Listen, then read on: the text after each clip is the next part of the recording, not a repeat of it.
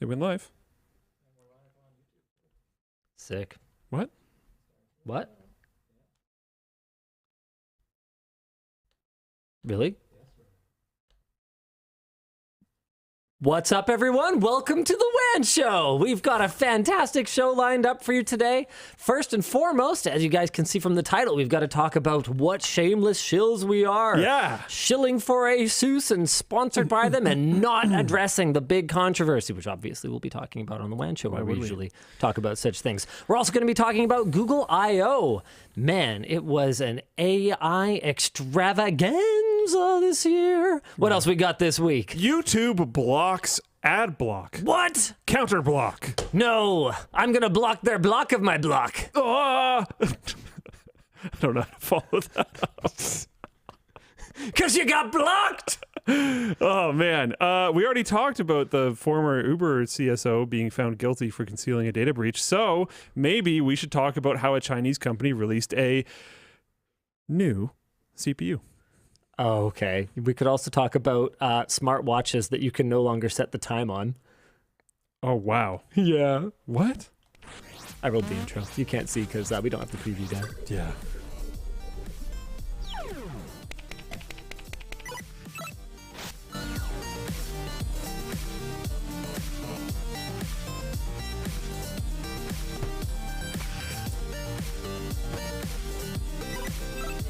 The show is brought to you today by ASUS, oh, sorry, I wasn't supposed to say that part. Squarespace, Seasonic, and Jumpcloud. All right, guys, in all seriousness, we've got to talk about the big controversy that has been making big waves in the techosphere over the last, realistically, the whole thing started a few weeks ago when we saw that CPU that got popped and burned on the bottom. Yeah. We talked about that on WAN Show.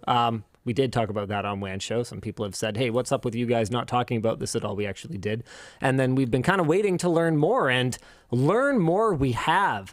Gamers Nexus has completed their series of videos about what's been going on with Ryzen X3D chips that have been, well, I think blowing up is probably a little bit melodramatic, but burning up is certainly a way that we could describe them due to higher than anticipated voltages being applied by particularly some motherboard manufacturers' BIOSes, and ASUS seems to be at the center of this controversy. Now, there's been a lot of questions under our review of the ROG ALLY that went up yesterday asking why that... You know, I didn't even say the word because I couldn't find my swear button. The point is, why haven't we addressed this? And why are we shilling for ASUS when everyone else is mad, trying to... Okay. You wouldn't like him when he's angry.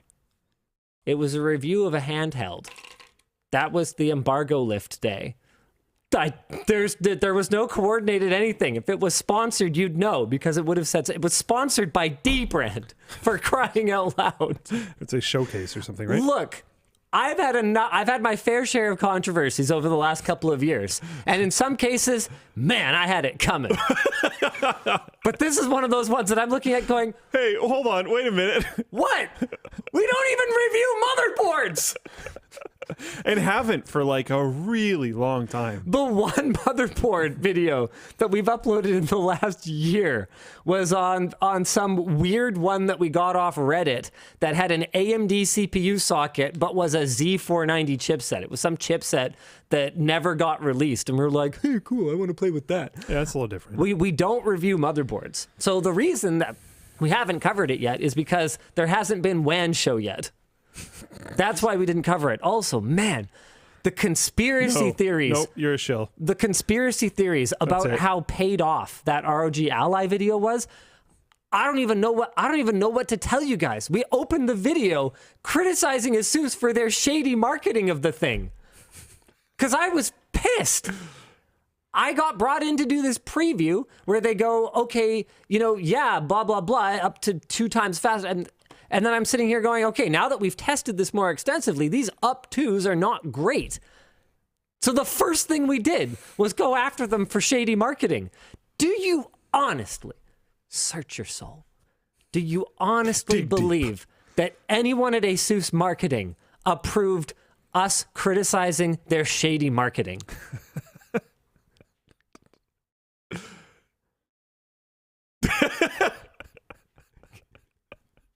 Anyway, the truth is, almost a week before Jay posted his video, we had already informed ASUS that if they didn't deal with some unrelated issues related to customer service that had popped up on our forum, we were going to be putting all of our sponsor deals with them on pause. The good news is that we can kind of get through everything that they have said in response to that, as well as the update that we've gotten from them today about what they're doing regarding the whole beta BIOS situation. But before we do that, we need to catch you guys up if you're not sure what the heck has been going on. So, ASUS responded to the overheating / burning up, I think is really a better way to put it, overheating issue with Ryzen 7000 X3D chips with a rapid beta BIOS update, which was supposed to cap SoC voltage to 1.3 volts. That beta BIOS was, and still is on some pages at least, labeled with a disclaimer indicating that installing it would void the user's warranty. Whoa. So the perception was, I'm sorry, I bought your product, okay, and my options are either I have it die, or I maybe still have it die, but and this time it's not covered. I can apply the fix, but then I get no warranty? Yeah. Are you for real? Now, ASUS claims that this is standard boilerplate legalese that is attached to all of their beta BIOSes. And that seems true. That actually, we did actually check that. So we used an archived version of ASUS's site from last year that actually does appear to be attached to all of their beta BIOSes. They told us that they did not intend to communicate that they wouldn't respect users' warranties and that they will honor the warranty of any user affected by the beta BIOS, Expo enabled or not. This is really good news and is something that, you know, quite frankly, I would have expected from them anyway. ASUS is... Here, hold on. We've got a, this is great. I've got a quote in here from, I think Riley was actually working on this topic in the doc. Yeah, here we go. Some more takeaways from our calls with ASUS that Riley was involved in. They say they were more focused on fixing the issue and making sure customers weren't continuing to damage their boards than they were focused on PR. Yeah, that's pretty obvious because the PR job that they've done here is atrocious. And I wish I could say that this was an isolated incident, but they are spectacularly bad at communication, and they are spectacularly bad at creating action plans sometimes. I mean, this is the kind of thing that you see often when you've got a company where there's a regional branch that is engaging directly with consumers. In this case, ASUS USA, or North America really, is they cover the whole region. And then you've got a Taiwanese head office branch that makes all the actual decisions. The opportunity for the left hand to have absolutely no idea what the right hand is doing is, well, this. Constant. Yeah. Anyway, I'm glad to hear that they are doing the right thing. I fully expected them to do the right thing. We had already gotten in touch with them over a couple of customer support issues that were posted in our sponsor. It's either sponsor concerns or sponsor complaints thread over on the forum. That's one of the ways that we ensure that our community is being taken care of by our sponsors. And my understanding is at least one of those was actually a complete miscommunication. It was someone who was mad on behalf of someone else who already had a replacement board nearly a month ago. Oh, wow. And they were mad about the way ASUS handled it, which is justifiable. But at a certain point, you kind of have to ask, well, what do you want other than a replacement motherboard? Because like stuff's gonna break. Stuff happens from time to time, and I can't say I have all the details of that one. All I know is I sent an email 10 days ago that said this needs to go away or everything's on pause. And now I have heard back that it is gone. So that's at a certain point I can't get into the nitty-gritty details of everything. Yeah. Anywho. ASUS says they have already changed the disclaimer, so it doesn't make it sound like updating to the beta BIOS will void your warranty, but the change may take some time to propagate across all of their sites. Complicating matters in all of this. Gamers Nexus tested motherboards after the beta update and found they were still exceeding safe voltages of 1.4 volts. So yeah, that would have been a big problem if people actually weren't getting their boards covered under warranty. But the thing is, realistically, regardless of the pressure from users and from media, this is not the sort of thing that AMD would have allowed anyway. If it was causing their chips to die, it's something that they would have been working closely with ASUS to remediate and ensure that their collective, their shared customers were not going to have an extremely sour taste in their mouth, because you gotta understand that not everyone who is going to encounter this issue is highly technical, is watching channels like LTT or Gamers Nexus or Jay's 2 Cents or whatever else. There's people out there that buy a motherboard the same way that I would buy, man, what would be a comparison? Tire. RC car. Sure. Yeah, okay, sure. We both went with things that roll. So same wavelength. This is how we work, ladies and gentlemen. Where I know enough to know that, okay, I need an ESC, I need a battery, I need either like an RTR, like a ready to roll, I think it is what that stands for. I know I need a transmitter, or maybe I don't if I get one that includes one. Like, I have some idea of everything, but other than, oh yeah, I think Traxxas is like pretty good but overpriced, and like Arma used to be pretty like budget friendly, but like then they like got bought by someone. Like, I kind of know a little bit about it, but not enough to make a truly informed decision. A lot of people going into this would be like that. And so if all they know is, yeah, AMD good, AMD CPU fry, that reflects really poorly on everyone involved, and it's in everyone's best interest to get this fixed, because believe it or not, nobody likes issuing warranty replacements. And if they can get them fixed in the field, that's absolutely what they're going to be doing. And while ASUS has absolutely been involved in some pretty frustrating warranty drama over the years, I've got to say that every time something's been flagged to me, it's either been resolved before I got a chance to really look into it, or it's been resolved with me sending a quiet ping. And it's gone away. It shouldn't have to get to that point. It should never get to that point, but in some cases, like, there's always going to be something. The most recent one was someone mad because they were RMAing a laptop, and that laptop model was no longer produced. Okay. So they were offered a much, much higher spec laptop that had a GPU that was like wildly faster and a CPU that was either 1 or 2 generations newer. Okay. Then ASUS went, wait, sorry, we actually can't get that one either, but we've got this. And they were offered one that was still markedly better, but not as good as the AMD, first. which I perceived as better, but with a slightly lesser GPU.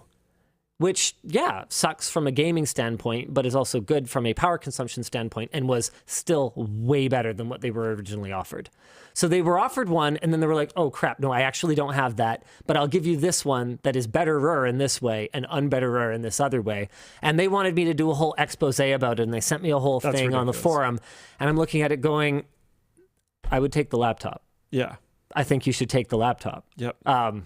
It's still significantly better than the one that you had. Like, I don't know. But that was still a crappy customer experience, because nobody likes to be offered something and then rug pulled. Yeah. Right? If they had something that they were happy with, then that sucks. I mean, it's like rug pulled, but then they like also put a really nice pillow under you before you fall. Like, it's still better than you had, which is more than I would expect. Honestly, I think the underlying issue here is that there's this attitude in the IT industry that customer service after the fact is kind of it's an afterthought. It's not something that very many companies make a core part of their brand, which is why it makes me so unhappy that EVGA pulled out of GPUs. But you can see that for them to maintain that level of service and that reputation, you need margin. And there just obviously wasn't enough margin left in GPUs for them to continue to do that. All right, let's get back to ASUS not being perfect for a long spell here. Man, you guys. Another complication. ASUS changed the CPU support table for some motherboards, indicating that X3D CPUs have only been validated since the most recent non-beta BIOS release, 1303, yet the list of BIOS updates still says the older 1202 releases recommended for optimum performance with X3D processors. Some users suggested this was done to suggest that X3D wasn't supported on 1202. According to ASUS, this was done to ensure that users only download the most safe BIOS going forward. Yeah. Okay. Some more takeaways. Yeah, we've got the thing about how they suck at PR. So at least they know. I guess that's good. We asked them if they would consider putting up notices/updates on their support pages to prevent people from getting the wrong idea. They said they couldn't comment on that, and again mentioned there would be an FAQ next week. And Riley put in italics, just in time. Yeah. That's the biggest thing. Like if they're going to comment to you, oh, well, like people actually have this, whatever, that needs to be on their site. You know what happened though? I wasn't on the call. I don't have any kind of... Riley came in asking, hey, we can't get a proper response from ASUS. They clearly did after, but he came in and talked to me. He was like, hey, we're having trouble getting in touch with someone. Do you have anyone there you can talk to? I'm like, no, I hired my ASUS contact. No, I actually don't really know anybody there anymore. But like, I mean, I would be pissed. Like if I was an ASUS customer and I ran through this scenario, I would be royally pissed off. But you know, I'll tell you what happened. Is the technical people know exactly what's going on and are working on it. Yeah. The PR people are sitting there trying to understand what the technical people are telling them. And then the legal department is getting in here saying, whoa, we don't want to commit to anything. Don't say anything. Everything boilerplate, everything CYA. And then we can always make exceptions case by case and do all of them. I don't care, but don't put anything out there. Yeah, but they already did put out there that they were going to screw everyone, so they got to do something. That's the problem. At a certain point, you have to tell your legal team to kind of screw off and just deal with it. Well, the thing that happens when you tell your legal team to screw off and deal with it is that you end up with Trust Me Bro t-shirts. Hey, in fairness to me, okay, did we take care of everyone? Yeah. Were we going to anyway? Yeah. Okay, trust me, bro. But so you're saying that they're pulling a trust me, bro. Is that it? Yeah, but then we're talking about bad communication, all this other kind of stuff in the past. So like I mean, okay, then it's a full trust me, bro, because that's part of it. That's a key element of the trust me bro trifecta. Okay, you've got the overconfidence in your own image. You've got the sort of appearance of sketchy behavior, or maybe even downright sketchy behavior. And then you've got the, what was the last one? The crappy communication. Yeah. You got all three. It's perfect. Yeah, I don't know. You should license it to them or something. Yeah. You know what? You know what would be amazing? ASUS, we can handle this. We create our own Better Business Bureau clone. Okay, but it's just TMB. And accredited businesses can display the Trust Me Bro seal on their website. Oh, so it's like Secret Shopper, and you get a TMB seal, and you get like a different like grade based on how well you did in Secret Shopper. I'm so excited.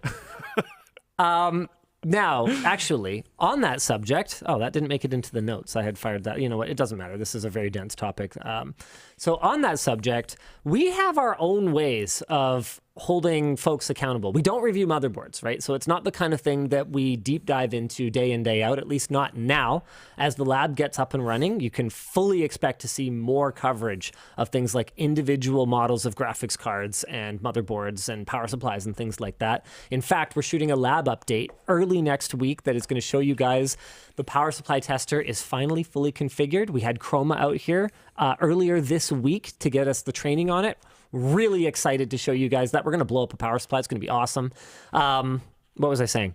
Right, so you can expect to see more of that from us in the future, but that doesn't mean that we don't have other things that are in the works in order to keep not just the industry accountable, but actually our sponsors specifically. So I can finally announce this, but because it's been in the works for, I think, a couple of months now. We are going to be doing round 1 of Secret Shopping, our sponsors. We anonymously... So it's done already, right? Yeah, because we don't talk about doing it unless it's done. Yeah. I always like to keep my cards pretty close to my chest when it comes to sponsorships. When it comes to Secret Shopper. We're very transparent about our sponsorships. But this one has progressed to the point where we have collected a lot of interesting information, and this is going to be one of the ways that we continue to evaluate ongoing sponsor relationships going forward. That's something we're going to talk about in more detail once we actually come out with the video. But we had one of our probationary employees who's not listed anywhere publicly just buy things completely anonymously, and then in some cases fabricate issues so that they could get in touch with their support, and just documented the entire process. I'm really excited. I haven't seen any of the results. In fact, I didn't even pick which sponsors we were going to do. Is ASUS in it? I actually don't know. Oh, man. That would have been really interesting. Yeah, I mean, you know, I wonder if I could find out for you guys. You know what? No. Cards to my chest. We're going to blindside everybody with it. One thing that I'm unsure of right now, just reading this ASUS topic, because I saw some of it, but not a ton up until when I read the doc. In the like private communication that we theoretically have, they're talking about how they're going to deal with it and everybody's going to be fine. Yes. What public communication has there been at all? Other than these postings, it doesn't seem like they have done a particularly good job of publicly communicating. So as of right now, if someone didn't watch this, they would still think that their warranty was void if they ran the thing. Is that correct? I actually don't know. I think they said that they are updating the messaging, but it hasn't fully propagated. Still not done yet. Yep. Or is that's just them removing the disclaimer, right? Let me have a look here. Hold on. I've actually got a screen capture that I can show you guys here in my notes. Boop, boop, boop, boop, boop, boop, boop. Except as provided in the product warranty and to the maximum extent permitted by law, ASUS is not responsible for the incidental or consequential damages resulting from using. Yeah, so this is the original wording. I believe that original wording is still there on some pages and will continue to be until it actually propagates. Now, here's the thing. It was worded as rollout, so it's actually potential that those pages haven't even started. Now, here's the thing. With Trust Me, Bro, right? Remember, where I got into trouble was because I knew in my head that if there was ever any kind of issue, we would deal with it. Maybe they know in their heads that if there's ever any kind of issue, they will deal with it. But because of their somewhat spotty history with customer service, I don't know if they've actually earned that, for one thing. And for another, if they have communicated that warranty is not going to cover this, unless someone gets mad and messages support, they might not realize, and they might just go buy another board thinking that their warranty is invalid. And that would really suck.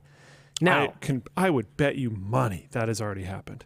Now, a piece... Like, probably a bunch. Now, a piece that I do not know is how many actual... Affected users? How many actual CPUs have burned? Does anyone have any kind of idea of that? Anyone? And even if it's... Here's the thing. Even if it's only 1 or 5 or 50, whatever that number is, that doesn't necessarily mean that everyone's out of the woods. If you've been accidentally applying a higher than expected voltage to a CPU... Could cause some permanent damage. It could cause its lifespan to decrease in a way that is not obvious immediately. Mm-hmm. So this was pretty terribly handled. Yeah, we've got some people that are like really confused. Olive Processor over on Floatplane says, this isn't how anything works, Linus. There's no such thing as brand trust unless you've drank the Kool-Aid. There is such a thing as reputation, though. Like, this is the kind of argument that sort of ended up creating, I think, a lot of the negative sort of circular arguments that existed back during the Trust Me Bro controversy. Is like, once we had the limited lifetime warranty up, the people who were still mad, so people would point out, hey, they've got their limited lifetime warranty up, everything is fine, and everyone is completely covered. People would say, oh, and by the way, this is like the same as these other brands that have a great reputation for covering their customers. And people would respond and say, yeah, but those guys have a great reputation, so, you know, obviously, like, their word is better.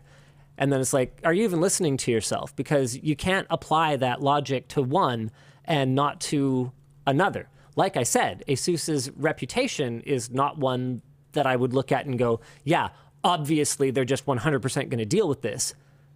It's not the worst, but it isn't that either. But that doesn't mean that no company can have a reputation for customer service. I mean, by that logic, why don't you just buy everything from some brand you've never heard of on AliExpress? I wouldn't. I would rather have some idea that I'm probably going to get taken care of. Right? Apparently, I'm supposed to tell Ryan from customer service they're great. Okay, shout out Ryan from customer service. I wouldn't, even if I had. So I have never dealt with ASUS customer service. I've had a bunch of ASUS things, and none of their stuff has ever died on me that I didn't just straight up kill, or it was like a decade old already. So that's good, but is not a reflection of their customer service at all. The only customer service that I've really dealt with in this realm is EVGA. I've told that story a bunch of times. I don't need to tell it again. It was very, very good. EVGA's customer support was the best customer support I've ever dealt with in any realm ever. But like, if I saw this, I wouldn't believe that they're going to handle it. And if they've had no communication that they're going to handle it, like, yeah, I don't know. I'm not willing to necessarily condemn until we like see what they actually do. But like, yeah, if I was a user and this happened to me right now, I would be royally pissed off. And I think they have a right to be. They're told that they're screwed and there was no follow-up communication. Like that can't happen. This has got to be resolved. At least during the Trust Me Bro thing, you were saying, "Trust me, bro, we're going to handle it." They aren't saying anything as far as my understanding goes. So like, what are people supposed to take from this? Like, that was the Trust Me Bro thing. There was some form of quote saying that you're going to be handled.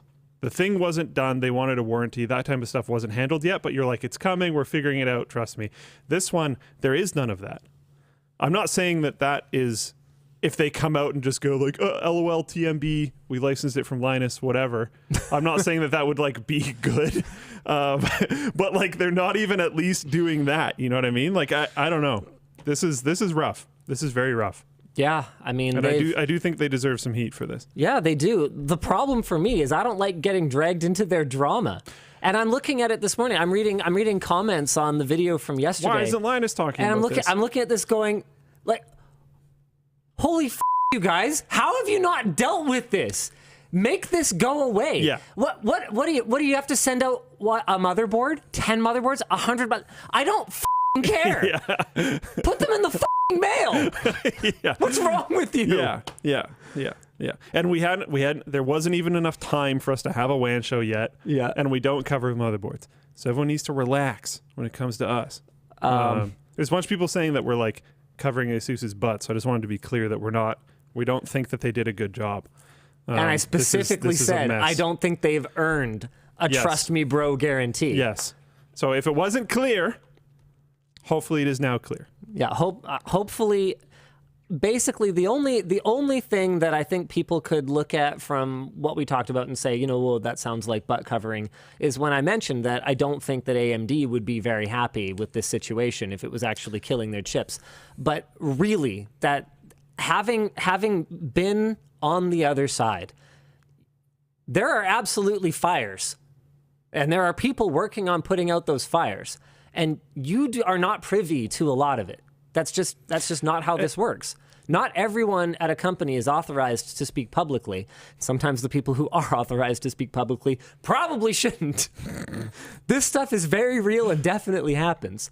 And I'm sure that they were dealing with this. They clearly did an extraordinarily poor job. But no, I'm not in a position where I'm never going to work with them again or anything like that, because from my point of view, it's much more effective for me to just say, if you don't deal with this, I will never work with you again. And then they will deal with it, and then we will continue to work with them. I mean, that's my style of leverage. So, you know, I guess it's not really that different from Jay's. Like, if we look at a sponsor relationship like a romantic relationship, you know, I'm basically saying privately, I'm withholding sex until you change your behavior.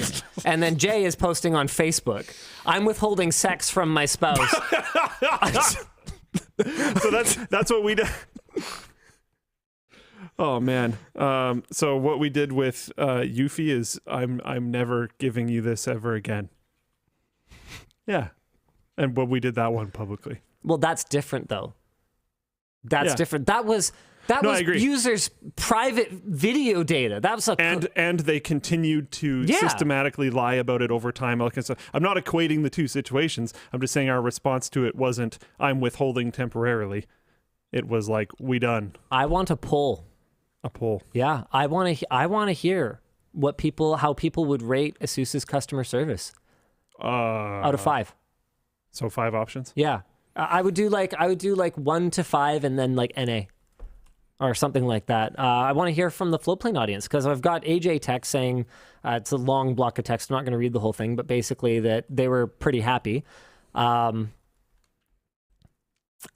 no one else is really talking about it yet. But man, the reality of it is, I've had really awful experiences with most of the Taiwanese tech companies at some point or another.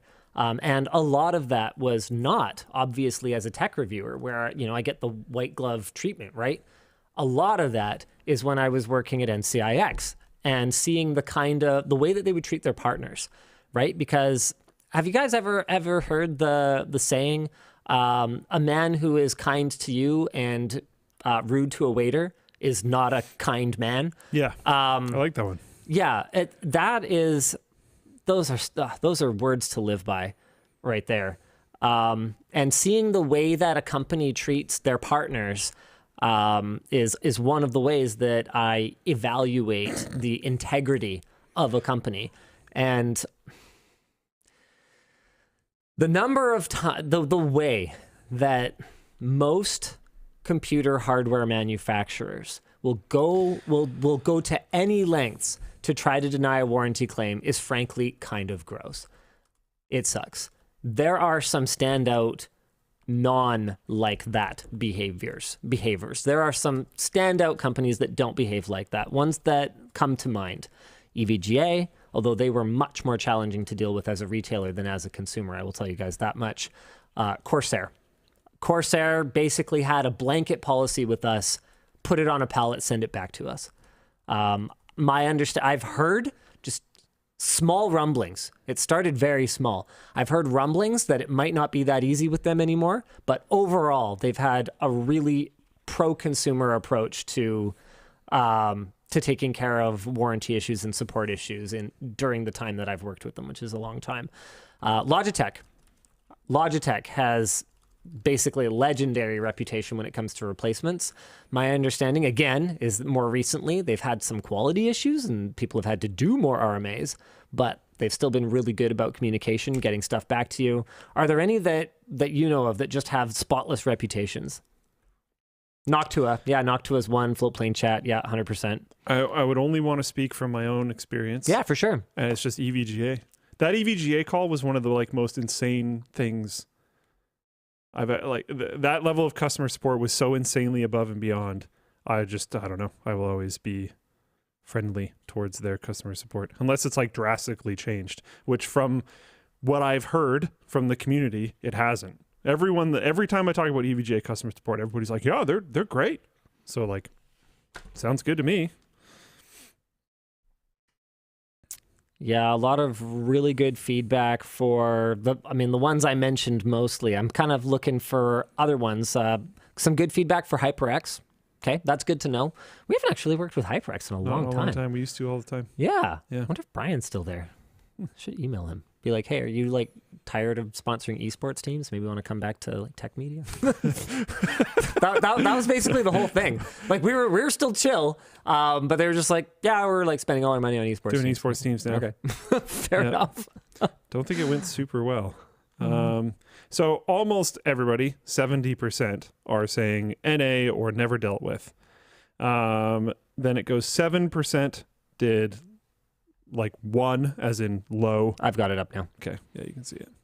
Yeah. The majority of it's never dealt with. And then it's pretty even distribution except for 5. Very few people said it was 5. Outstanding. Yeah, very, very few. The rest of it is pretty even all the way through. I think this needs to be a big wake-up call for them. That's not great. Yeah. I wonder. Ooh, no, I don't actually want to pit them against each other. But I bet you there's a few customers we could, or a few companies we could throw in there with the exact same poll that would score a lot better. Yeah, I mean, I think if we threw like a Logitech or an EVGA in there, they'd probably score a lot better. But here's an interesting one. This is something that's frustrated me for years. And in fact, I think I've even talked about on WAN Show. If I put any other motherboard manufacturer in there, would the story be any different? No, that's interesting. That's actually very interesting. Yeah. Literally, universally, I've had and seen anecdotally very mediocre at best experiences with literally all of them. And I can see some of the factors that might contribute to that.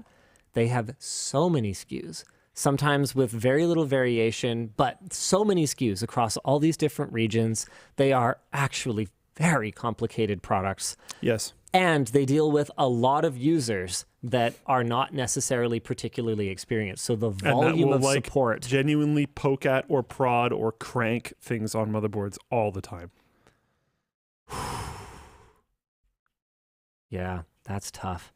I wonder if needing to unscrew things and screw things back in for M.2 drives has increased failure rates. That's a good question. It wouldn't surprise me. I could see people cranking an M.2 too tight. Yep. The thing is, that wouldn't go back to the motherboard maker. That would probably go back to the SSD manufacturer, though. So they'd be sitting there going like, why is it that every time someone installs... Well, no, because every board was using metal screws for the longest time. Yeah, this is tough. Yeah, Floatplane chat now lighting up with people just saying, yeah, I had, the one positive one. Oh, this is great. I'm Victor says, haven't seen any complaints about ECS or Foxconn motherboards in a while. Yeah, I get it. Haven't seen an ECS or a Foxconn motherboard in a while. Let me tell you though, when they were around, they were not perfect. Oh man. Yeah. So tough situation, but here's my final word on the subject. ASUS, in good faith, we still want to continue to work with you. We need to see you improve this. Period. Yeah, this is rough. Yeah. Fix. You know what's not rough? If you guys want to interact with the show, you know what the way to do it is? Leave a merch message, just like down here. You don't want to send a super chat. You don't want to send Twitch bits. Why are you just throwing money at the screen when you could be throwing money at sick new merch from LTTstore.com? To send a merch message, all you got to do is fill up that cart, head to the checkout, and you're going to see a box called merch messages. I mean, you should put some text in the box. That would be a good idea. Yeah. When you do, you'll get a little shout out down here. You might get a response from producer Dan. You might get a response from someone else after. Is that workflow implemented? Yeah. That flow is implemented? Apparently, yeah. We can create a support ticket directly and support will get back to you. Sick. Okay. Yeah. So it's possible if we can't answer your question or your question's like about an order or something like that, that especially has to do with the LTT Store support, we can forward that on to them and they can deal with it next week when they come into the office, which is cool because instead of just giving you like a garbage, like, oh, I don't know, sorry, we can actually get some action on it. Wow. Shots fired. What? You called Dan's, I don't know, sorry, responses garbage. Oh, yeah. I mean, It's I've true. done them too. If we can't like appropriately address your problem, then it's not good. So now we can appropriately address your problem, which is good. The final option is that if you send something particularly interesting that we have never covered before, then we might address it later on the show in WAN Show After Dark. Now, you're probably wondering, LTTstore.com, what could they possibly carry that I would be interested in? And let me tell you. Let me show you the ways. I'm so excited because we haven't really hyped this up that much in the lead up to our launch. This has been relatively quiet. But they're finally here. Producer Dan, do you want to man the camera? Oh boy, okay. Sticklocks! They're finally here. Silicone joystick covers.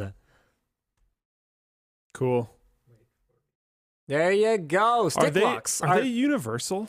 Yes. Wow. Sticklocks are designed to reduce the horizontal force applied to your joysticks when traveling with a controller or console. They are small, convenient, and can be installed and removed in seconds. We spent a ton of time on the geometry for these, getting it absolutely nailed so that it fits on everything from the Nintendo Switch all the way to the Steamdeck and full-sized desktop class controllers. It's super flexible, but hard enough that it's not going to kind of pull on things when you are, sliding a controller or sliding a console in or out of your bag. I am so excited to launch these. And Luke, have you ever touched them? Have you touched Sticklocks yet? Okay, cool. Here is a box of Sticklocks. Here is a Nintendo Switch, Steamdeck, Nintendo Pro Controller, Xbox Controller, DualSense. Okay. Pick, I don't know, 2 or 3, I don't care. Pick however many you want, and let's get you to install some Sticklocks. All right. Okay, now you guys, I'm going to brief you once. Just at the very beginning, Dan is not going to try to follow Luke around. He's just going to aim there. Luke, keep the thing there. Oops, that's not what I meant to click. Okay, there we go. I like that. It's cheeky. It's good. You might have to read it for the people. You look really smart, but here's an installation guide if you need it. Cool. And then it shows all the things it's like compatible with, I guess. PlayStation 2 controller, PlayStation DualShock 3 controller, PlayStation DualShock 4 controller, PlayStation DualSense controller, Xbox controller, Nintendo GameCube controller, and Valve Steam Deck, Nintendo Switch, and Nintendo Switch Pro controller. Now, there is one asterisk there. The PlayStation 2 controller we actually found is a little bit more hit or miss. So the site has been updated in advance of the launch. But you'll have seen the site before you see the packaging. So I think it's fine. Okay, let's see if you can handle it. These are going to end up being fidget toys. I know. They're fun. Just making sure you guys are aware. I would recommend, you know what? I'm going to let you try and figure it out because this is, no offense, this is an average user here that I'm. Wow. Okay. I think that's a little generous. Hold that up for the camera. Oh, jeez. Like I said, so average user. You can see it on here. And I can, do that. Put more pressure on it. Come on, it's a stick lock. That's the whole point. And that's kind of cool. So if I do get it to move by putting, you can see my finger. I'm putting quite a bit of pressure on there. It goes back. Cool, right? Kind of pushes itself back a little bit. Yeah, that's sweet. Yeah. Is this how you're supposed to do it? No, not really. I mean, it is a two-hand operation. There's got to that is a thing. We really did try to make it something that you could one hand. It did end up being a two-hand thing. I personally find that the fastest way, I'm just going to come back out to the wide cam for a second here. You just squish it over top? I've got my own pack of stick without locks, inverting? So the way that I like to do it, here, I'll take it. Yeah, sure. Is, where's somewhere that you guys can actually see? Good gravy. Well, okay, the way that I like to do it is I do the two-thumb method, put it on the stick. This is really hard to do while I'm also hosting, and then I put it on like that. So I'll get the two thumbs in there to kind of spread it open, and then get it over the, really? What's wrong with you? Then I'll get it over the joystick. Why don't you actually, instead of doing the Steam Deck, which is basically the same as the, actually, yeah, leave those installed. This is really good. So here's the Nintendo Switch Pro controller. Okay, see if you can do the Switch. The Switch. Yeah, Joy-Con. Okay, let's get. Okay. Finding something that was possible to install on everything from low profile to full-sized joysticks was really challenging. This is one of those products that we conceived a very, very, very, very, very, very, very long time ago, and then took forever to actually get right.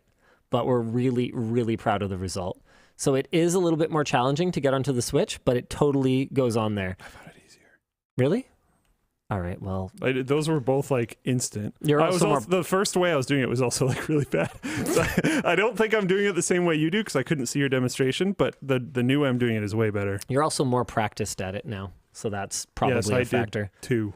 Yeah. So do you want to just show, okay, the last thing I want to show is how it sits more proud on the Steam Deck compared to on the Switch controller. There you go. So you can see how the way the geometry is designed, it can flatten out more or it can stand more tent-like. And either way, it prevents the stick from moving. Do you want to just give the sticks a little wiggle? Or try. You can try. Yeah, I'm moving the whole. That's clearly in place, and then this one is also in place. It is slick too. I was doing this earlier. Whoop! I pulled that one off. But it is. That make sure it was on there. I don't want. If it's bad, we got to pull it. We got to pull the product. Mister, I found it so much easier to put on the Switch. It is a little. Okay, I find it a little more challenging to put on the Switch personally. I thought I had it. It might have been how I pushed at it. There we go. But yeah, they're slick. So like you were mentioning, you put it in your bag and it should actually be fine because it'll slide along materials, especially if you have an LTT bag that has like the like, I don't know what it is, but the like soft touch material, it'll slide right along. Screen safe material, I think we call it on the product page. Yeah. Yeah. Oh, I'm so excited. So Sticklocks are finally here. We're absolutely jazzed for them. Got some really great questions. I had someone asking, hey, does this help with stick drift? You know what? Unfortunately, it's not something that we can scientifically test with the equipment that we have today. But what we do know is that if something is moving around in your bag or getting caught on anything, that is probably not good for it. And we know that people have been looking for a way to keep their sticks in place, whether it's a case, whether it's some kind of lock, and now there is a thing. People ask for removal. The way I would do it, I don't know if you're supposed to, but I would like brace it on one side. I'm going to go back to Luke's camera and just hold it up. Yeah, we don't need Dan to come back. I would brace it on one side and then peel up the opposite side. Is that what you would do? No, I actually two-handed again. So going back to the wide. So I would typically just put my thumb in the middle. Hold on. Just a sec. Wow, it's actually really hard to get off this. Oh, no, there we go. So what right. What I would typically do is get under it like this to get under one of the legs. Yeah. And then put my finger on the joystick. Straight down, and then pull it up. That way you can get it off without moving the stick around and putting a ton of pressure on it. Yeah. So I will typically go thumbs to invert it, stick it on like that, get under one of the legs, press it down in the middle, and pull it off like that. Good to go. Freaking excited! Cool. Yeah, these took a long time. Oh yeah, $14.99, and that comes that gives you a pack of 4. Hey Dan, could I trouble you? I forgot water today. Oh no, yeah, absolutely. I need some water. You can pick your own merch messages to read. Oh okay, we're supposed to do 3 merch messages. I'll read 2. it. We're supposed to do 2 merch messages. I gotta scroll all the way down to the curateds. Okay, I use the WAN desk pad at my repair shop counter, and I'm always getting asked, where can I get one? Have you considered / would you sell to small businesses for retail release? This is from Robert H. I mean, yeah. No one's ever asked. Like you would be, I shouldn't even say no one's ever asked. I mean, we've tried with some of our products. Like I joked in that Micro Center sponsored video when we were down there fixing XQC's computer. I was joking with the rep. I was like, yeah, why don't you guys carry the LTT screwdriver? Because we've actually we've reached out to them. We've been like, hey, you guys should carry the LTT screwdriver. And I don't know what exactly is going on. I don't know if they're just dragging butt or whatever else, but nothing's ever happened. Seems like a good idea. I know that we've reached out to more than one retailer about carrying the ABCs of gaming, and just hasn't really worked out. I don't know. It's confusing to me. Sure, let me know. Slide into my DMs. I mean, obviously, I think there's going to be some challenges for extremely small resellers. Like if you're asking, can you order 2 mouse pads? Yeah. That's honestly not much higher order volume than a user. So I could see us having some kind of like minimum order quantity or something to set it. I guess we don't really have any infrastructure for reseller accounts. No. Well, we're working on quantity discounts, right? For the bit selector. Yep. So maybe we could reuse some of that logic. Just baked into the normal store though? Is that normal? Is that? I don't think that's. Well, some stores do. Like MasterCard has that. Yeah, that's a very industrial thing though. That's like an industrial thing that happens to also sell to individuals, you can do the whole thing. You should just send it. Whole bottle. No. Would you like another? If only we sold larger water bottles. I carry my 64 ounce literally everywhere. But anyways, yeah, I don't know. Yeah, hit me with another, please. One more. Oh, I meant more water, but yeah, sure. Let's see, which one did you read? Let's pick just one at random. What challenges have the Floatplane dev team overcome this week? This week. How about what challenges have they overcome today? That's a shorter list. Yeah. But still probably too long for WAN Show. We're back to 6-hour WAN Show. Yeah, I could send it. Yeah, so I think this week was largely we got all of the features that we want to have on the beta site onto the beta site last week. So now we're going through and doing like cleanup. So there was bug fixes to have. There was a couple of hot fixes that were pushed this week.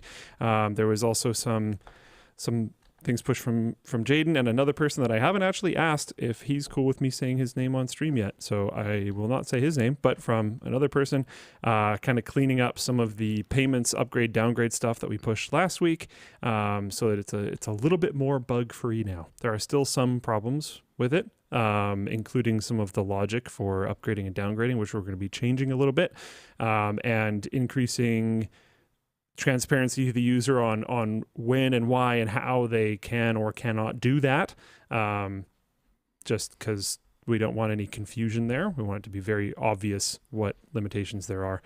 So some changes there, but once those changes are done, we're basically done with that big push. So the beta will stop being a beta and it will just be the main site.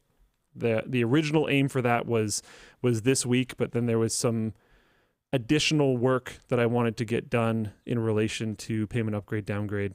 So we're going to finish those off and then we'll try to send it. But yeah. Okay, let's see if we can knock out a couple of rapid fires here. We got about a minute left or so in this segment. Let's see. This is going to be a spicy one. If ASUS doesn't fix things to satisfaction, does pulling sponsorship deals include the LTX 2023 headline sponsorship? Yeah, of course. I've already talked to Colton about it. Got him. Yeah, rapid fire. You guys are getting better at this. Let's see. Hey, LLD, for Linus, wondering if basketball shorts are a thing. Actually, you know what? Oh. No, I'm not done talking about that. Oh, crap. Yeah, I know. Okay. Long show. Praise rescinded.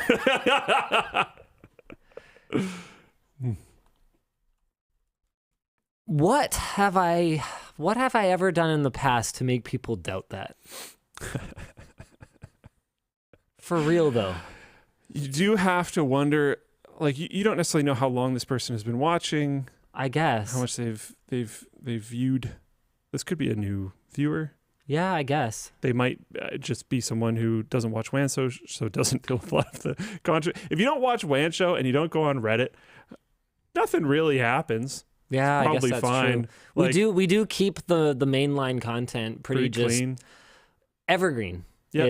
Is the word that we try not to have too many, wink winks, current controversy, ha. Because we want our videos to be still, even if the part numbers of everything involved aren't that relevant. We want the learning outcomes and we want the overall vibe to be just as fun 2 years, 3 years, 5 years down the road as they are the day that they're released. So yeah, we do tend to keep current events out of them to a degree anyway.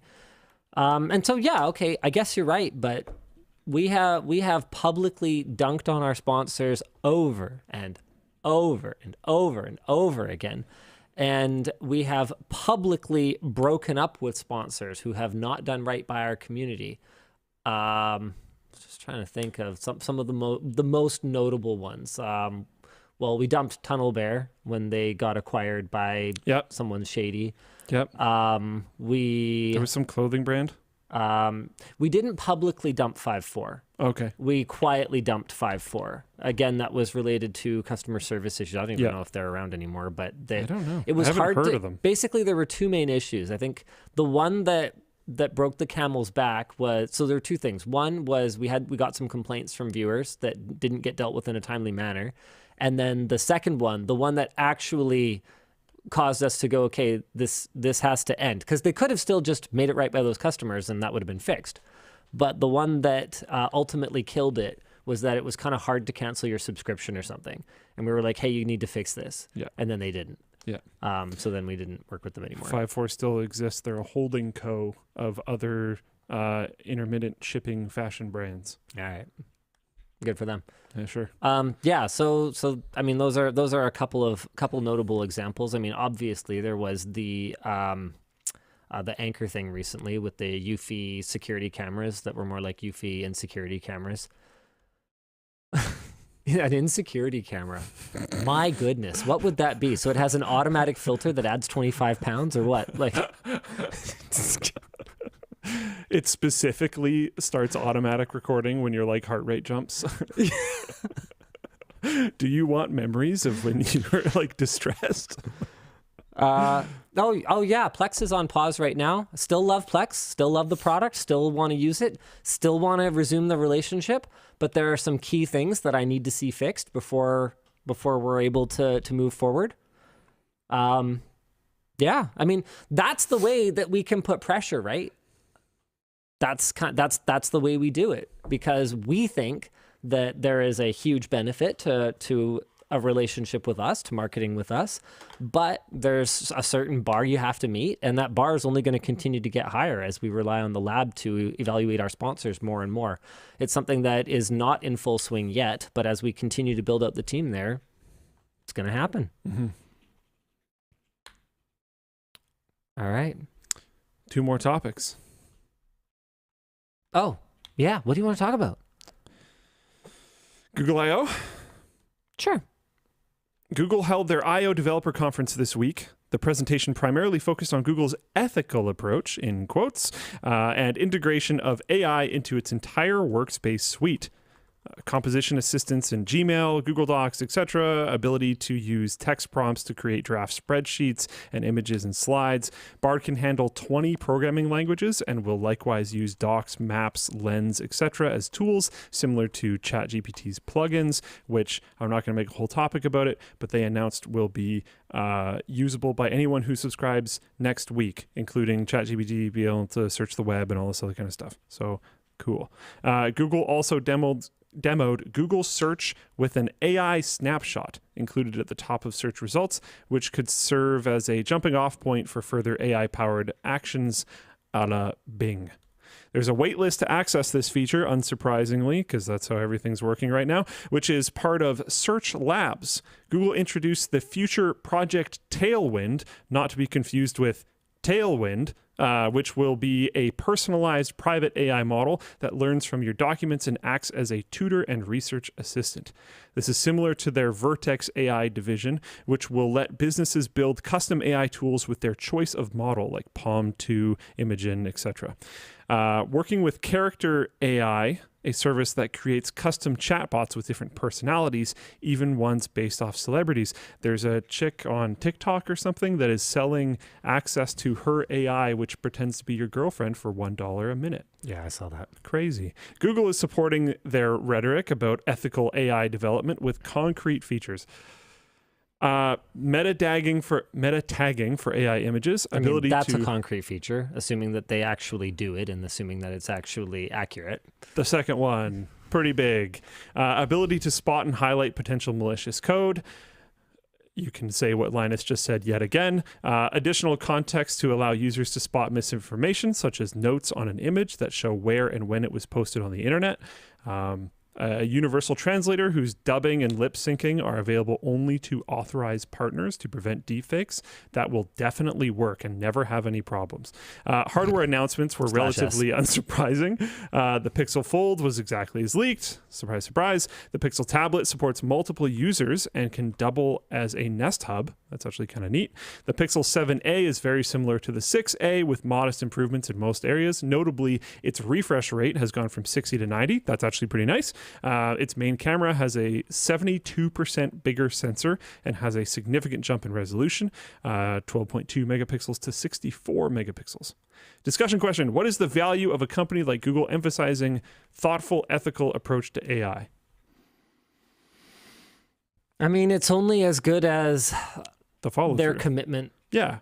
It Yeah. means nothing right now. And at all. Google's commitment to anything is Very questionable. very questionable. I mean, I talked about this on that stream that we pulled down earlier this week. Oh, I guess I should probably explain that at some point. I talked about this on the stream, but you know, the biggest issue for me with Google's tablets, and it was tablets that I was focused on when I was talking about it on the stream, is that what do you need to do on a tablet? Right? What? No, really? Like what? I never use them, so I don't know. Watch YouTube or something? Yeah, I mean that was the number one response. Yeah, like watch when we were YouTube, live. Netflix, something like that. Respond to email, browse the web. Sure. I find responding to email on a tablet very annoying, but like, yeah, some people do it. But Yeah, remember, sure. I don't know, the way some people reply to emails, like okay, like they use email as instant text messaging, messages. right? So yeah. but browse the web and watch video were the number one and number two responses. Is there any reason that you couldn't do that on an Android tablet? Nope. No, of course not. So then why does everyone buy iPads? Because there's continuity in the ecosystem.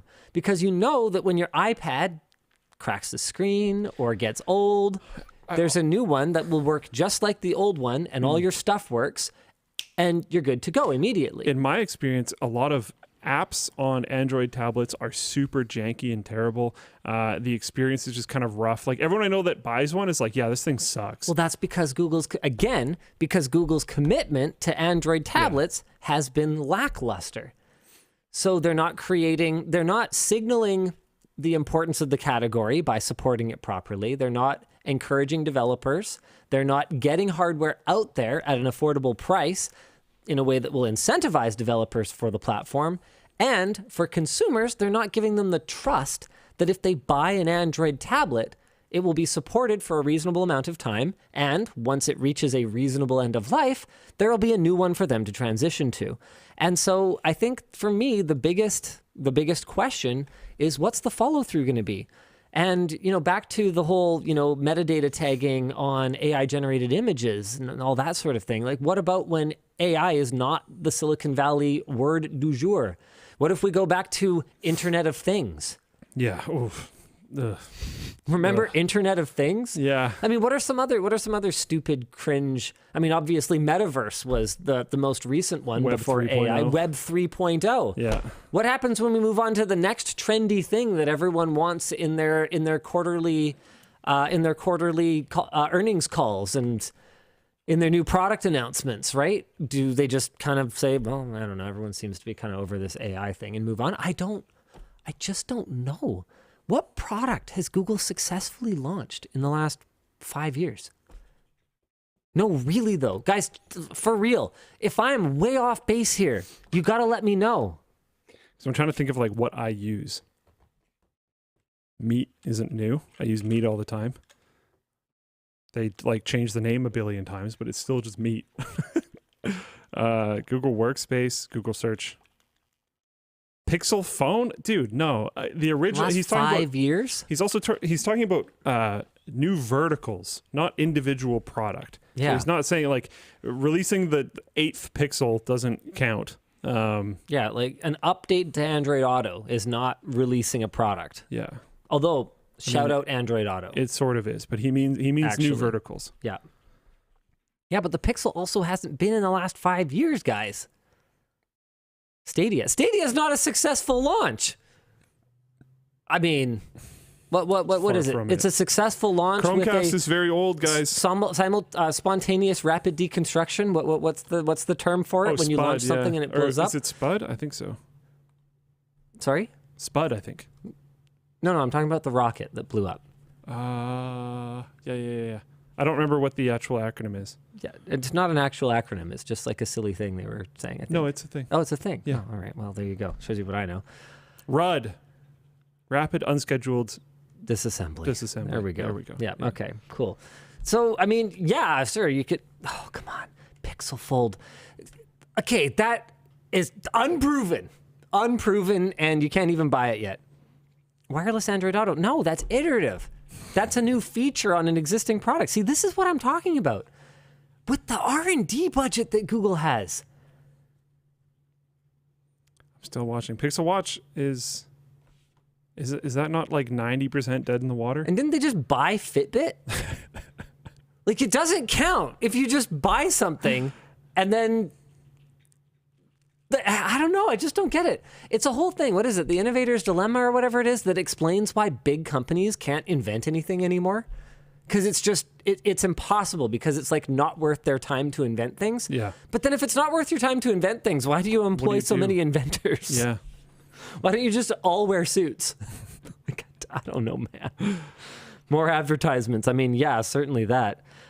People asking, why was the stream taken down? The stream was taken down because the video did not meet our standards for quality, and because it was an archived VOD of a live stream, there was no way to really fix it and make it meet our standards for quality. It was definitely a team effort, why it kind of sucked. I want to shout out everyone who was involved in it because we all did our best to kind of turn this thing around extremely quickly when there were other distractions unrelated to the stream, unrelated to the video that were going on. I want to thank YouTube for their patience with the way the whole thing went down, because we pulled the video after because I was like, okay, guys, here's what happened. The first couple minutes of the stream, what was it, Dan? Like 3 or 4 minutes?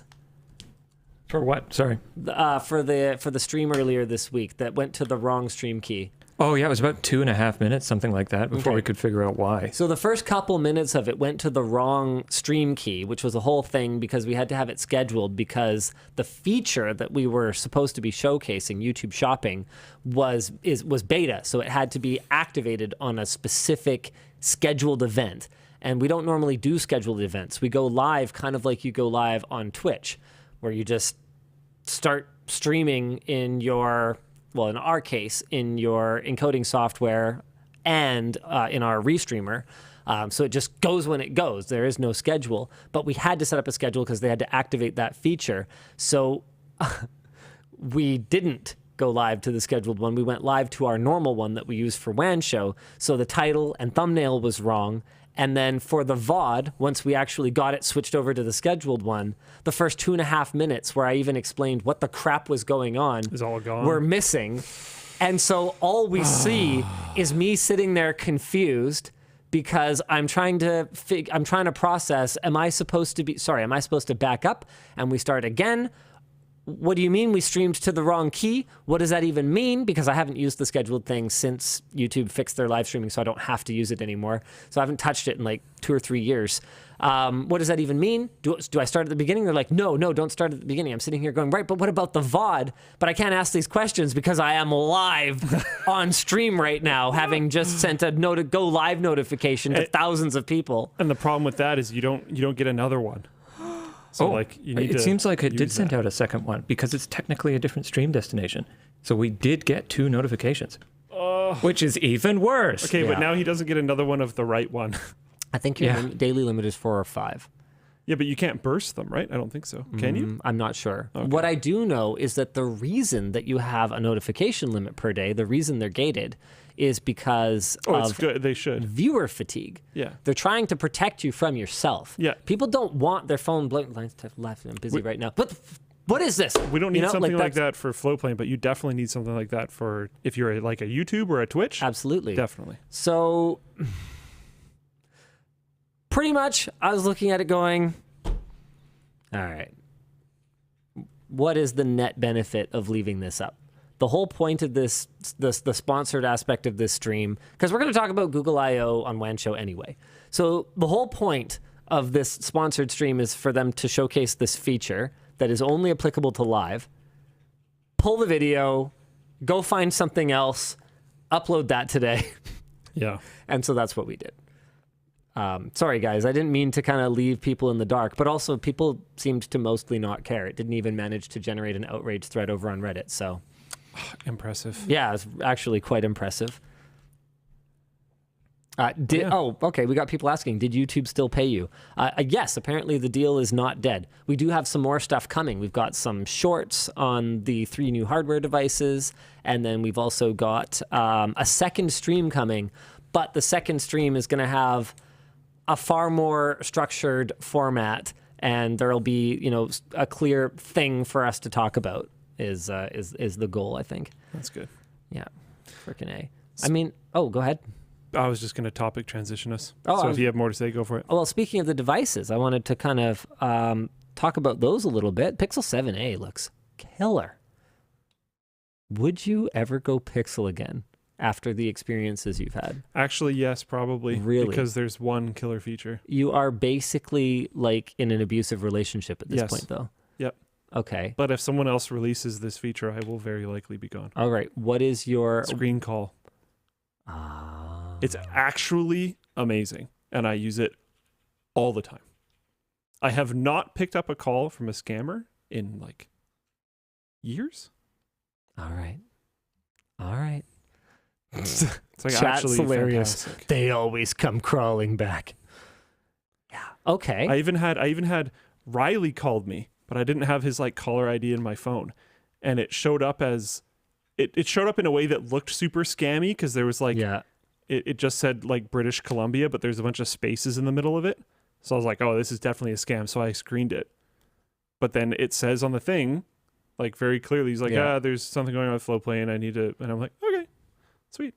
By the way, I just want to make it very clear. Some people seem to think that the issue with the stream was Google's fault. It was not.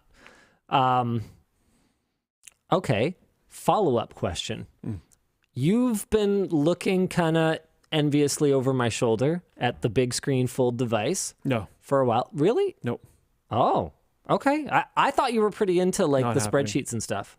Yeah, I'm not spending $2,000 on a phone. Oh, I thought, okay, well, you jumped ahead. Okay, so yes, it looks cool. And then It looks interesting. follow-up question. I would really like to be able to like test drive one. Man, I had a whole thing. I was gonna. Sorry. You jumped right to the end. Like, what do you think this is? Dennis's French fry thing? Okay, sorry, go for it. Okay, so you've been looking over my shoulder at the big screen on the Fold. Yeah. Okay. Ah, see, now you've ruined it. My bad. Sorry, I was pretty confident I knew where you were going. Oh man, It's what my was that? bad. Now I don't even remember what I was gonna say. Right. I was gonna say you're fairly wealthy. Would you spend the $1,700? I still have a house to save up for. Yeah, that's true. All right. So dropping $2,000 on a phone doesn't feel fun. I am probably planning like this September's release of phones. Yeah. To look into something because it's been. So you want an iPhone? Don't they release other ones at that time too? Midas out of the loop.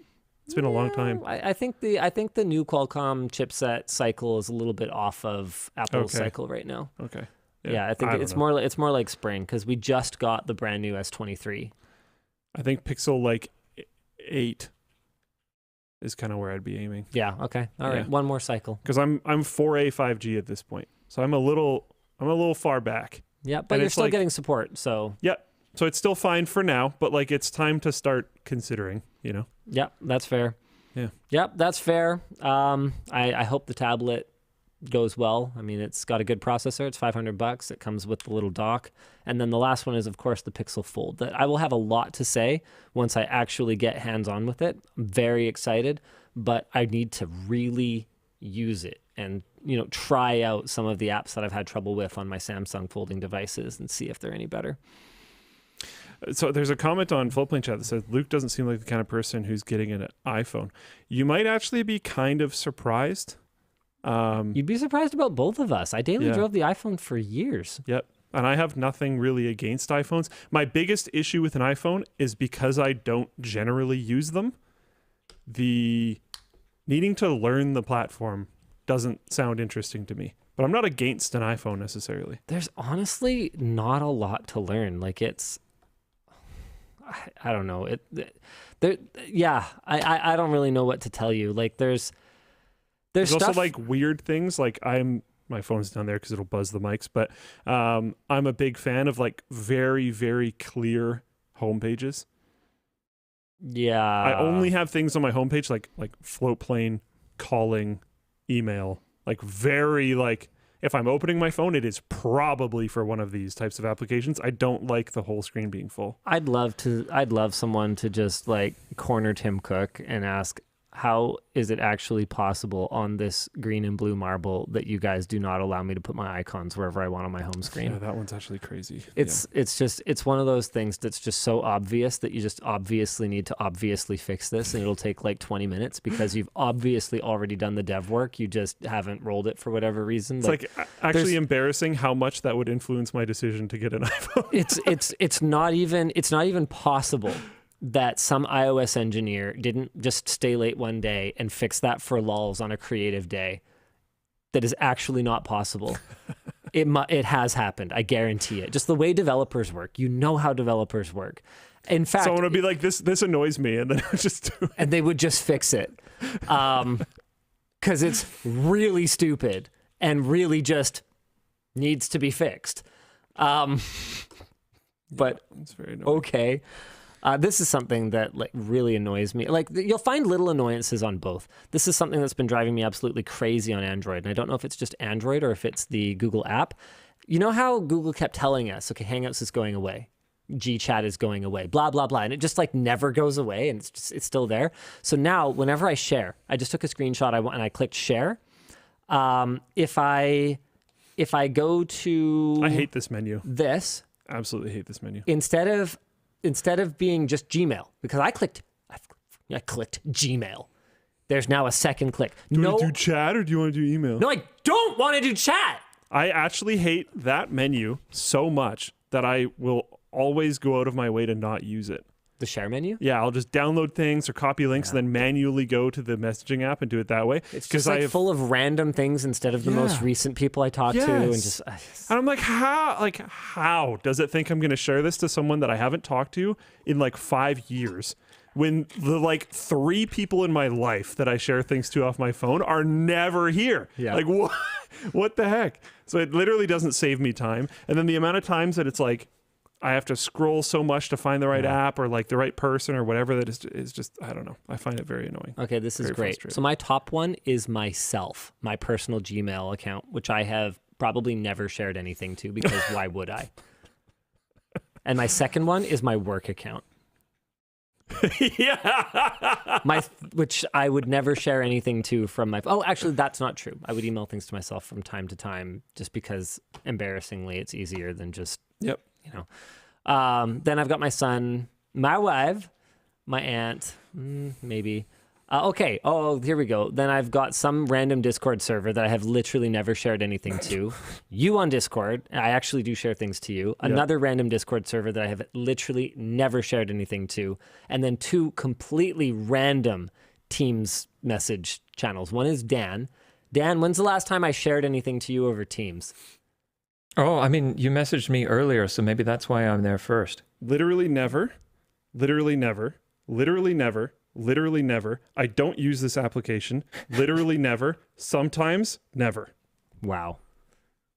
Fantastic. What's the point? Like, My problem is that every single icon in my share menu, all of them are blue. They're all blue and white. I can't tell what any app is. Teams is blue and white. Facebook is blue and white. Twitter is blue and white. They're all blue and white. Share with I can't. Mom. Oh, shoot. No. Not that, Mom. I'm sorry that Floatplane has contributed to your problem. Why is everything blue? It's a very neutral, like, things are fine color. Yeah. Anyways, should I topic pivot us? Sure. Should we move on? YouTube, another YouTube thing. YouTube has confirmed that it is experimenting with blocking some users with ad blockers enabled from watching videos on the platform. Spicy. YouTube has previously addressed this issue, but it has been a few years since the last time. There's a screenshot of a YouTube notice to users with an ad block enabled that was posted to Reddit. That's just the YouTube logo. It says ad blockers are not allowed on YouTube. It looks like you may be using an ad blocker. Ads allow YouTube to stay free for billions of users worldwide. You can go ad-free with YouTube Premium, and creators can still get paid from your subscription. And then there's a button that says allow YouTube ads, and then there's another button that says try YouTube Premium. I don't know what allow YouTube ads would do. Maybe what have they like scripted a way for your the extension? To disable the extension on that That domain? must only work through Chrome or something. I don't know. I mean, most people are using Chrome, so Yeah. maybe it works. Yeah, I don't know. The more legitimate criticisms include that YouTube's ads have increased a great deal over time, and that YouTube Premium is relatively expensive from the perspective of occasional viewers. Discussion question: is there any better way to convince people to pay for content? No. That's my response. I don't think, like, I'm not saying this is necessarily a good way, but I don't think there's a different way. Like, How do I even talk about this without starting some kind of firestorm? no, yeah, you're just gonna get wrecked. Because I think the entire I wish I was wearing my ad block yeah, privateering shirt.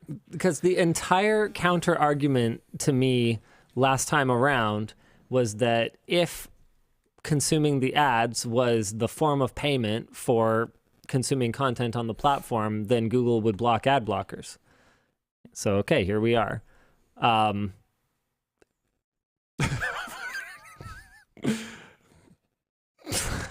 I don't know what else to tell you guys. I believe the main defense at that time was, well, it's like not actually like in the terms or something. I guess it is now. I guess so. Is that better? I mean, Are yeah, we happy about this? it's one of those things where And people are saying like Floatplane. I'm like, yeah, I think if people weren't subscribed on Floatplane and they had ad block on YouTube and then this happens, I don't necessarily know that they're going to subscribe on Floatplane. Like, these options have existed yeah. already. So if they weren't already subscribed to it, then that option is not the better way to convince people because it already existed. And I actually didn't say you may not use ad blockers. I mean, we've even talked about it in the past. We showed people how to set up a freaking pie hole. Yeah, we've shown multiple times how to set up these types of services. All I said was you've got to consider the consequences of your actions. Yeah. The consequences are real. The more people block ads, the more a platform will become actually not sustainable. They will introduce more draconian anti-ad blocking measures. That's just how it works. I don't make these rules. I am the messenger. Time to shoot. Please, no. Raise your weapons. Not shoot. Not shoot the messenger. I don't think they'll ever do anything about sponsor block, though. I don't know. I wouldn't That's put it not past their them. that's not their thing, though. Yeah, I guess so. There's no actual financial incentive for them trying to block sponsor block. Yeah, that's true. It's hard to say. I mean, I wouldn't even put it past them to just say, look, we don't allow any extensions that interfere with the functionality of YouTube. Will that make YouTube a worse experience for some users? I mean, I don't think there's any denying I don't think it that. technically does, though. It just skips you forward in the video, right? I I genuinely haven't used it. I don't know what it does. Yeah, it skips around in the video. Yeah. But that's I just using timestamp functionality. it just wouldn't surprise me. Yeah, no, for sure. Yeah. But yeah, that's it is what it is. I'm not surprised. Every once in a while, I'll get like I'll be in my Google News thing, and I'll jump to a web page, and it's like, no, you can't watch this because I have it export to my browser, and it blah blah blah blah blah. You can't view this page unless you subscribe. It's not an ad blocking thing, but it's just like some news page that requires a subscription. Paygate or paywall. Yeah. And I'm like, okay, well, I'm not going to do that, so I'm going to leave. And the argument is like, oh, well, you lost their traffic, whatever. And it's like, yeah, but I'm also not taxing their service. And if I didn't pay and they didn't have ads and I did view it, how am I benefiting them? So like, I don't know. I don't know that that's necessarily the wrong call for them. That might be the right call for them. Maybe this newspaper makes a bunch of money through subscriptions and it's better for them to operate that way. It's not my decision. Yep. It is my decision to just not pay it. Well, this is another like big controversy that I started when I said, look, the provider of the service or the product is the one who sets the price. And if you don't like it, you don't pay it. But just taking it is actually not how that works. Yeah. So like, I don't find some way to like break around that limitation. I just don't read the article. Just go find something else. There is an incredible amount of stuff on the internet. You really don't actually need to access that one thing. Truer words never spoken. It's like actually okay. There really is an incredible amount of stuff on the internet. Yeah. Your life will go on if you can't access that one video or article or whatever it is. Like you'll be fine. So I don't know. I don't have a lot to say about this. I am a YouTube Premium subscriber, so like this won't affect me. I watch a bunch of YouTube, so it's like, and I use YouTube Music. Yeah. I don't believe YouTube Music is the best, but it comes with YouTube Premium. Yep. And I'm not going to pay for anything else. Great value. So it is what it is. And when like I look at the bundle and I do consider that I do actually use YouTube Music all the time, like I run it for basically at least 8 hours a day because I use it for just background noise when I'm working. I get the value out of my YouTube Premium subscription for sure. Yeah, I don't know what to tell you guys. Other than this is what happens. And this is fair. Someone in Floatplane chat said, if you give someone something or a service, that will become an expectation. When it changes, people feel wronged. And that, that's legit. Yeah. So I could understand people that have used ad blockers on YouTube for like a decade that it's now being blocked, being like, well, that's annoying. Yeah. Yeah, sure. Yeah. But like YouTube's response to that may end up rightly being, you mad, bro? Yeah. Like realistically, I mean, you can say you're going to go somewhere else, but when you're trying to figure out how to fix your dishwasher, you won't. You'll go to YouTube. Some people will sputter and angrily say, "No, I will." Yes, you will. Yes, you will, because that's the fastest. Because your time is worth money, which is exactly how the ads work. Your time is worth money, and that will be the fastest way to get that dishwasher repaired. You'd be silly not to, right? It's tough. You can just watch the ads. You can literally. You can load it up, have the ads play, put it down, gather your tools, and then when the ads are done playing, pick it back up again. People are talking a lot about how much the prevalence of ads has increased on the platform lately, and honestly, that is a big challenge. I do find it pretty obnoxious whenever I'm accidentally on an account that doesn't have YouTube Premium. To me, it's felt like the gas price problem. Where like it feels like, oh, like tons of people are blocking ads or whatever other reason, so we need to increase ads. And then, we blocked ad blockers, but they're not going to pull the ads back probably. Because they're like, well, let me we can serve you this many already. And there's a lot of pressure on creators to increase the frequency of ads. I mean, here, I got this report from Colton earlier that... apparently is from Patty Galloway's latest newsletter, something. I hope this isn't like a paid newsletter or something that I am not supposed to talk about. One sec, I just want to address this quickly. Krusty Trombone in Floatplane chat said, nah, it's principle. Ads are toxic. I don't disagree, which is why I have Premium and run Floatplane and do stuff like that. I don't like ads. I avoid them as much as I can. But like, I don't do that with an ad blocker. Yeah, that's not actually your call to make. If the service says the payment is ads, then your options are consume the service and pay with ads, don't consume the service, or privateer, and just know what you're doing. That's what you're doing. So I have my the level that I'm happy with, and you can have your own, and that's fine. It's great. I love Angermon. Or Eggermon over on Twitch chat. I don't understand who the F is buying crap out of ads. Me neither. And yet here we are. They're clearly working pretty good. Yeah. So, okay, this is really interesting. It's an evaluation of RPM, so revenue per mil, which does not mean million, it means thousand, by average view duration. And the argument made to me by our business team is, hey, with how long WAN Show runs, the AdSense numbers for it would be insane, like potentially 3 times what we're making. Which is thousands of US dollars per episode, additionally, for WAN Show. Got to check and get approval from Linus. Can you loop me in? And basically, yeah, our RPMs are substantially lower than what they should be based on this like average RPM per video length, chart here. And basically my response is the part we're missing here in our calculations is the RPM of our baked in stuff. Maybe for something like WAN Show, we should cut our rates, cut the sponsors out, and do mid-rolls. I just don't want to overdo it, right? Because that's the problem that I see on the platform is that you've got people trying to triple dip, right? They've got the pre-roll ad, and then they've got the mid-roll ad, and then they've got the shout out for their Patreon, and then they've got the shout out for their sponsor, and then they've got the shout out for their merch. And so I think we were overdoing it for a while. And in each video, we had a merch shout out plus a Floatplane shout out. We've dialed that back.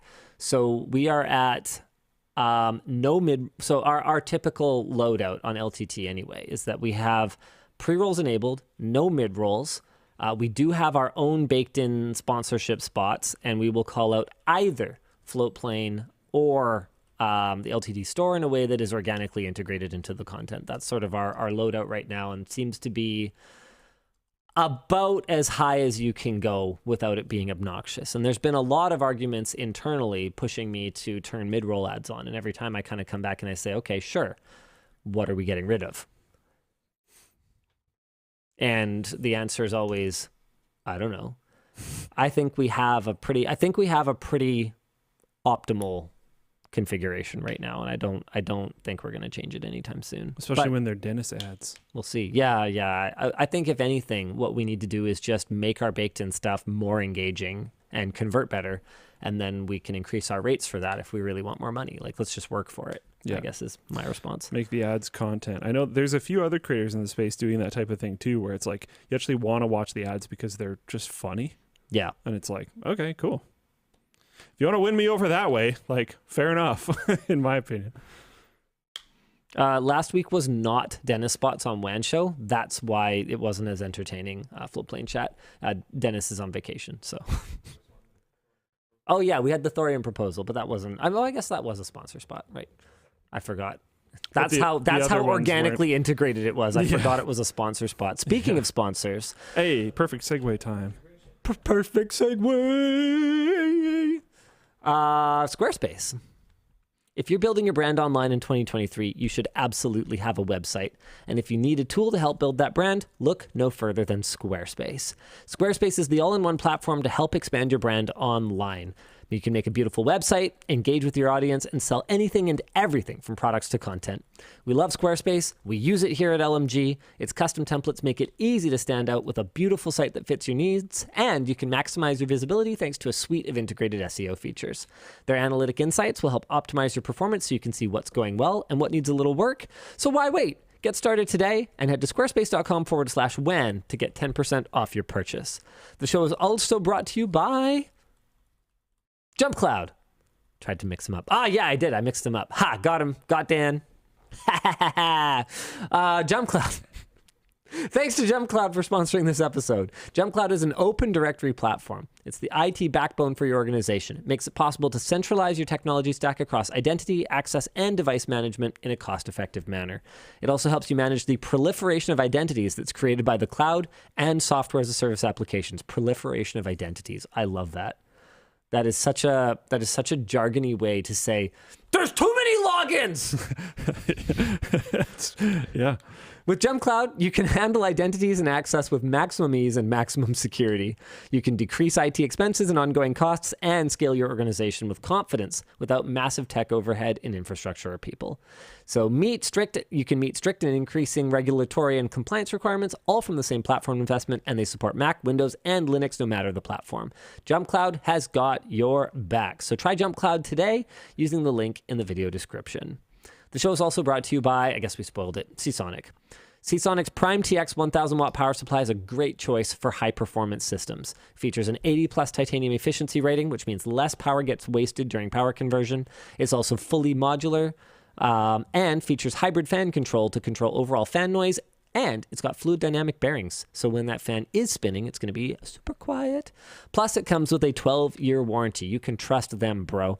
Actually, I did see quite a few positive comments about Seasonic when we were discussing the whole warranty thing, unrelated to their sponsor talking points, but it's did not see surprising it. to me at all. If you're building a new system and looking for a power supply that you can rely on, you can trust Seasonic. Check them out at seasonic.com or through the links down below.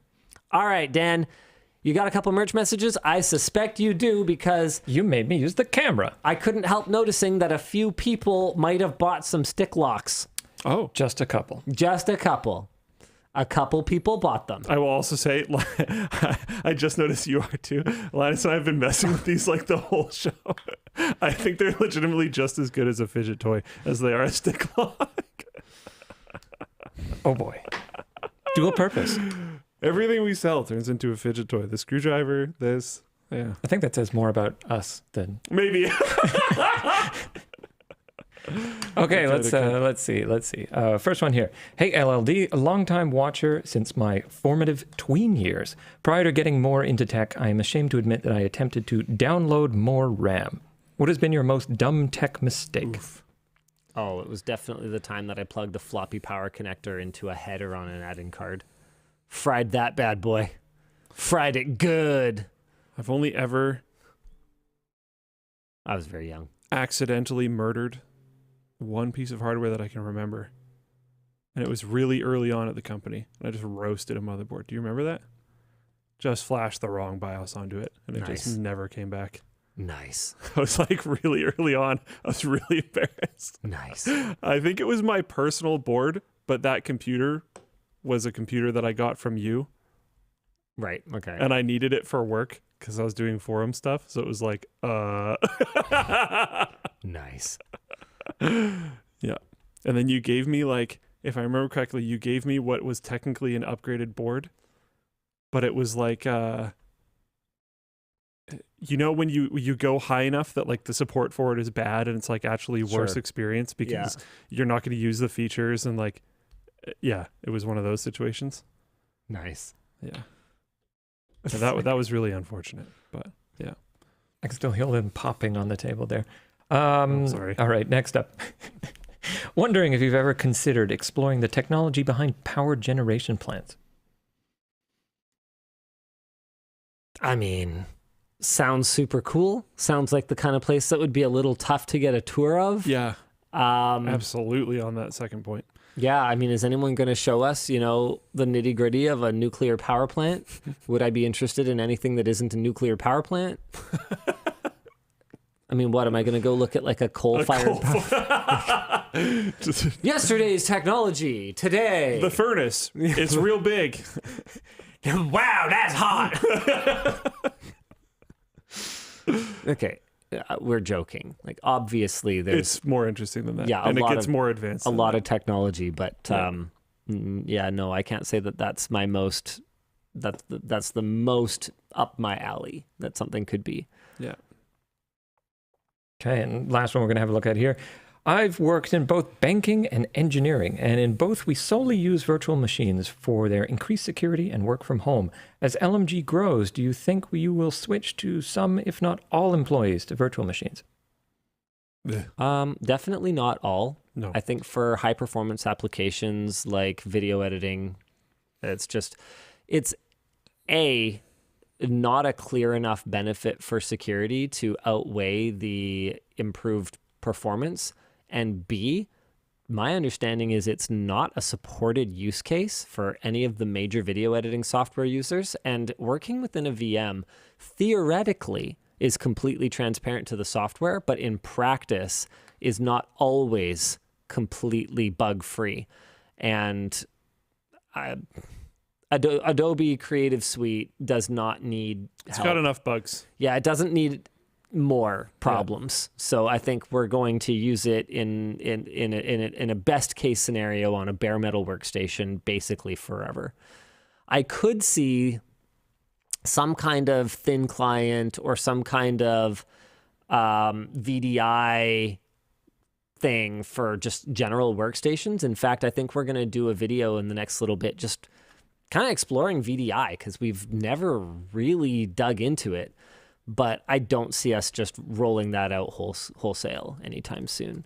But yeah, I can't think of any reason that like a salesperson or someone in accounting couldn't just be working off a thin client. Or we're gonna have to. Right now, we have one standard, and it's not good. It's not good to have one standard. I should say, the standard that was made might have been very good for an important subset of people, which would be high performance users like editors. But we have so many different types of people at the company now in regards to what they do, that just having one doesn't make a ton of sense.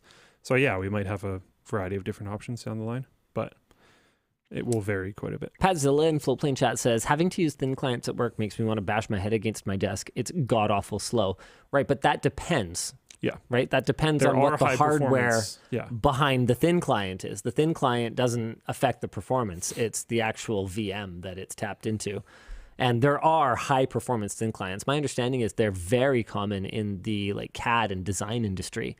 And I think that's to do with that it's cheaper from a software licensing standpoint or something like that, because the software is so expensive that you're basically an idiot to be buying one seat for every person who might use it, and you're far better off buying many licenses and then sharing them or something. Don't quote me on that. It's just something that I heard at some point, maybe. Nice. Nice. But yeah, well, things will change. Okay, so let's get a couple of potentials out here if you want. Hey, LOD for Linus, wondering if basketball shorts are a thing that's on the menu. Will we eventually do that? No. He's saying it's not on the menu, not that we'll never do it. Yeah, the first thing. Yeah. Okay. I think it's pretty unlikely, though. Are there not enough brands that make basketball shorts? Yeah. Like, basketball shorts are one of those things where it's just, what would we be adding to the conversation? Hey, DLL, Steve or Austin going to LTX? Neither has been confirmed or denied. Then I guess I can neither confirm nor deny. Oh, exciting. Well, no, I mean, it's just, the thing is, like, it's not up to me to announce things like that for people. Okay, fine. I'll tell you what. I'll say this. They've both been invited, but life happens, right? People aren't always available. Even if creators are very busy people. Even if we were actually BFFs, right? That doesn't mean they can necessarily make it. It's LTX. It's not my wedding. I'm not going to be mad, right? If they can make it, that's awesome. I think it's going to be a great event. And if they can't make it, well, then, hey, I'll see you next year. That's awesome. That'll be a great event too. It's all good. How about some more LTX ones? Hello, me, audio only me tomorrow. DLL, how do we buy products and have them waiting for pickup at LTX? Also, rest in peace hotel prices over the last 2 years. Oh, I don't know. It's not a thing yet. Okay.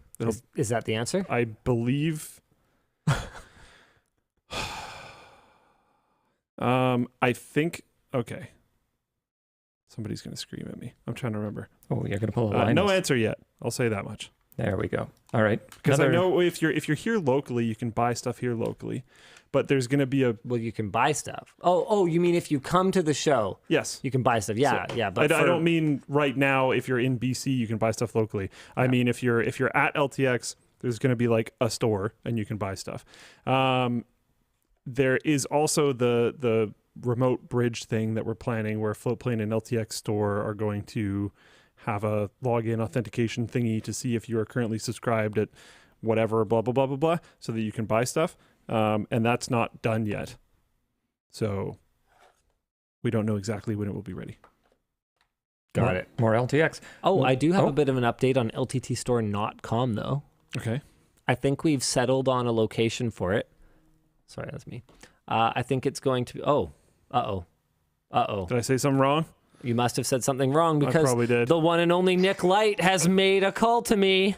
What'd I do wrong? I have two things. One from this and one from earlier. So Got two things. One right here, one right here. yeah. If you have an LTX ticket, you should be able to pre-purchase your merch already on the LTX site. Oh, cool. You just have to use the same email to log in on the site as you bought the ticket with. Neat. Yeah. And then the other thing was when you're talking about retailers earlier, we are figuring out our retail strategy. I can't really say more than that right now on live, but that's why we don't have like updates on Micro Center and stuff. It's not on their side, it's on our side. Oh, really? Yeah. Oh, okay. So... If you want, you can call me after the show. Oh, okay. All right, sure. So apparently... All right, Bye-bye. later. We summoned Nick. We said too many things wrong. Let's see if we can do it again. Twice in the same show would be pretty great. We should see how many different people we can summon on one show. Oh, Tynan's already been blowing up my phone. So that's two. Is he that's upset two. about Sticklocks? Because he worked on Sticklocks. He asked me to message him, cool. and I ghosted him. Nice. Well, that's just rude. He will watch it back later. I don't know why he wants. I think he's just excited. Who knows? It's all merch, by the way, not just LTX merch. The idea is that you can place your order and then just like pick it up when you're there, which will make more sense the closer to the event we get. Yeah, not really. Yeah. Right. So I wanted to give the update on LTTStore.com. We have not decided to proceed with the retail space that we found that was pretty cool, because I think what we're going to do is more of like a warehousey style thing where you can pick up, but also it'll be like operating as a warehouse, and it'll be in more of like an industrial area. I think it's going to be where the little gym is now, and so that'll become LTTStore.com. So this is how you're going to tell me that I'm not getting my wish? Oh, you're getting your wish. So I have other big news. Our financing got approved for a second, what about second badminton unit? Oh. So the badminton center is going to be substantially larger. Yeah. It will be 14 courts now. And there will be a pretty decent, like 1,600, 1,800 square foot gym. Of badminton courts. No. Of like 1,600, not 16,000. Yeah. Yeah. What's going to be there? I don't know. I was gonna ask you, like, what's good? Like it's an actual like gym, like a workout gym? Yeah, like for members. That's pretty cool. Yeah. So I'm suddenly like way more excited. yeah, I know. So wait, you're serious? yeah. Oh, that's sick. That's sick. I've been trying to convince him to have the current one turned into a gym for a long time. And there's all these like liability problems, which are legit, so I understand. Yes. But it would just be sweet if it was like a thing. Wow. That's cool. Yeah, it's going to be awesome. So obviously everyone who works at Yvonne Umbrella Corporation, any of the companies under there will be able to get access to the gym with a discount. YBC. I don't know. Okay, so here's the thing. I don't know if I'll be able to just be like, yeah, you get it for free, because that could hurt the KPIs of the operations manager who we have actually hired now, who's going to be running that. And that's business. a lot of people to give access to that for free. Yeah, so that all if have similar working schedules and yeah, so I don't want to screw anyone over. Just go like, hey, yeah, you know, your KPI is that you have to be profitable. Oh, by the way, you have 100 free users in your gym. Good luck. That's pretty funny. Sultan of Slack asks, so when's the pickleball tournament? Yeah, probably when I turn about 55. We'll convert it to pickleball. That's what I kind of have in mind. I'm just gonna be like, hey, everyone who was playing, everyone, shut it down. Okay, we're moving the nets down. Okay, we're pickleball facility. Everybody Change the gets sign. wooden paddles now.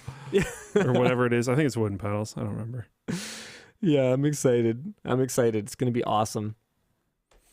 Yeah, super excited. Okay, what were you saying, Dan? When can we be expected to be notified if we are selected to volunteer at LTX? Oh, I don't think either of us are going to know. I have no idea. Yep. I would hope pretty soon. Yep. Like, if we haven't told people pretty soon, then it's going to be pretty tough for them to schedule. You know what I would do is post on the forum. because I know that Chase is monitoring the LTX thread there. Yeah, post on the LTT forum. This might be a question for Tynan, but has there been any testing to see if the Sticklocks fit on the Steamdeck inside the OEM case? That's a good question. Tynan would probably know that. It used to be that our inventory was right on the other side of this wall here, and I could just run and grab a Steamdeck case, but it's not. So I don't know. Yeah, we'd have to figure that out. And let's see, does the bag you are developing for consoles like the Steam Deck have some kind of stick protection built in? The Steam Deck's original case has some cutouts to give the stick space, for example. Yeah, it doesn't, but it's also very, very early in development right now, and that's not impossible, but it could be very challenging. So depending on the route we go, if we go Switch specific, then it could, but if we go universal, then it wouldn't be able to. Then you should bundle it with some Sticklocks. Hey, there we go. Sick. I think we should, we can move on here if you guys like. Yeah. Sure. 2 to 3 more topics, please. Let's talk about this watch thing. Yeah, let's talk about this watch thing because I am ticked. Oh, boy. Fossil, who acquired Misfit in 2015, has discontinued support for Misfit Watches, the companion app, and website. What this means, get this, is that users will no longer be able to adjust some settings, including changing the time. And am I right? They still sell them? The most recent models of Misfit watches were launched in 2018 and only stopped production in late 2019 and early 2020. Fossil still sells smartwatches based on Misfit's hybrid watch technology. Fossil doesn't appear to have made any announcement. It simply dropped Misfit from its brand page, and users found themselves unable to log in. Are you kidding me?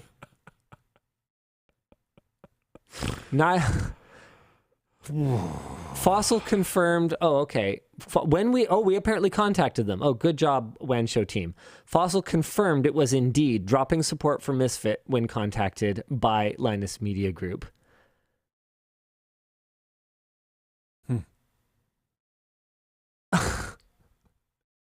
You know, I never really got it before. The whole expensive watch thing, you know, like big, like mechanical watches, you know. It'll still work. At least it'll still work. What the heck? And this is Fossil. I thought this was like a premium brand. Someone can't remotely take it from you. I think it is. I don't actually know, but I'm pretty sure it is. Fossil watch. How is it even possible that there is no obligation if you drop support for a product you sold to open source it? How is that even possible in the year 2023? Oh, Star Wars collaboration with Fossil. Hold on. Luke laptop. Let's go. They have Luke Skywalker leather watch. On. No, wait. Stop looking at that. Okay. Luke. Yes. What did that pop-up say? You have my superpower too. I saw you do it. I remember it was like yellowy or gold or something, and I remember nothing else about it. That's all, just the color. And I might be right about that, but I might be conflating it with this golden watch that's on the screen. Okay, so we're back to Luke's laptop here. But yeah, I just found that they did this Star Wars collaboration. I thought it was funny because Linus is not into high-end fashion particularly, and also isn't into modern Star Wars. So that would be funny. Yeah, that would be the not Linus watch right there. Especially this one, because it's so gaudy. Wow. That would not suit you at all. Thanks. No problem. I don't think any of these would suit me. Are those if that helps. dog tags? Cringe. Are those actual dog tags? For $120, and it says C3PO on it. Do people buy this? We need to just have more products. There's 0 reviews. No, Luke, we need to just have more products because people are obviously just looking for something to throw money at this point. Yeah. Really? Okay, the earrings are cute. The earrings are pretty cute. The charm bracelets, that's probably all right. Oh, so Fossil's not premium then. These are... Okay, to be clear, $500, $600 for a watch. Obviously, that's a lot of money. But watches, Yeah. So they're not. They, as far as I can tell, they're not like insane, but they're not cheap either. Yeah. Okay. $250 purses. That's not. I don't know. I don't know anything, to be honest, Yeah. about that stuff. No idea. Got it. Anyways, that's some BS. You should not be able to just like turn off someone's ability to change the time on their watch. Yeah. This whole That thing is just okay. Fine. Here, let's talk about the badminton center some more. Because I think that it's a waste of life to just mop a giant floor. I wanted to look into getting a robot sweeper and vacuum and mop like thing. I assume that has to be a thing these days, you know, given that I don't think anyone is manually mopping airports. Yeah, but you have like a consumer grade one. Yeah. So I want a commercial grade one that could do, you know, 30,000 square feet or whatever, big. right? Yeah, exactly. So I rightly assumed that this is an actual product category that does exist. Naturally, if I remembered the brand, I would name them because it's kind of hilarious and stupid, and they deserve to be called hilarious and stupid. But naturally, you go on their site, there's no information whatsoever about pricing because why would there be? You have to contact someone. This is great. You contact someone so that you can get on a call with them. That person cannot tell you anything. Their entire job is to set up an appointment for you with someone from the sales team. I was like, okay, well, this was a giant waste of time. Thank you very much. Oh, man. Sure, fine. Schedule me another call because if you can't tell me how much it costs, then I guess we're not having a conversation right now. So what's the point of talking about anything? Is that better than a robocaller? Would you prefer a robocaller in that situation? I mean, it might as well, but if you already have the online scheduling thing that I used to set up the first call, then it's just online scheduling with extra steps, right? Like it. Yeah. So anyway, they set up the second call with me, and we got as far as price. And the price is about like to outright buy because they offer like a subscription service or an outright buy price. And the price to buy is about like a mid-range car, which honestly could make sense. It could. You know, compared to paying a person I guarantee you for 5 years or whatever. What you just said is exactly how it's priced. Of course. It's not priced based on the actual hardware. It's a mop, right? Like it's priced based on the value that it provides, which is not a wrong way to price something, but it's a little frustrating that was so high, but that doesn't mean that I wasn't considering it. I was considering it. And then I asked, you know, what the process is like. Okay, so how does it handle like vision? How does it navigate the facility? And they go, okay, well, we come out and we help you set it up. We get the mapping configured and the routing configured and everything, and then it just it runs on your schedule and it goes and it does the thing. And I'm like, okay, super cool. What if I need to update the map for whatever reason? We reconfigure it. You know, how is that done? And they're like, oh, we can help you with that remotely. You log into our cloud thing. And I go, oh, okay, hold on a second. Can I just clarify something? Does this run on site or does it run in the cloud? Like, where's the processing actually handled? And they're like, that all runs on site. And I'm like, oh, okay. So the thing is actually like it has the processing built in. They're like, yeah, it uses the X sensor and Y sensor and whatever else. I'm like, okay, great. But you said that the reconfiguring was done through the cloud. And they're like, yes. And I'm like, okay. So in the event that you guys were to disappear for whatever reason, would I be able to reconfigure it without your cloud service? Well, we're not going to disappear. And I go, right, but that isn't what I asked. If you were to disappear, would there be any way for me to reconfigure this myself? Like, is there a web portal built into this unit that I can access through an Ethernet jack or something? And they basically were like, let me get back to you. And I got an email back that was like, you know, based on your requirements, I don't think we'll be able to move forward. And I'm like, based on my requirements, I think you guys are idiots because you are selling what will effectively become a $60,000, $70,000 paperweight in the event that, yeah, maybe you won't go out of business. Yeah, they kept assuring me that their business was growing really well. I'm like, that's not my concern. I'm concerned about this tens of thousands of dollars investment that is just junk if you just arbitrarily decide at some point that you don't feel like supporting it anymore. Just unbelievable. And it doesn't matter if they plan to be around. What if they get acquired and whoever the new owner is wants to extract more value? What if they decide to just brick them? I just can't, man. Yep. That's pretty brutal. Yep. Just frustrated.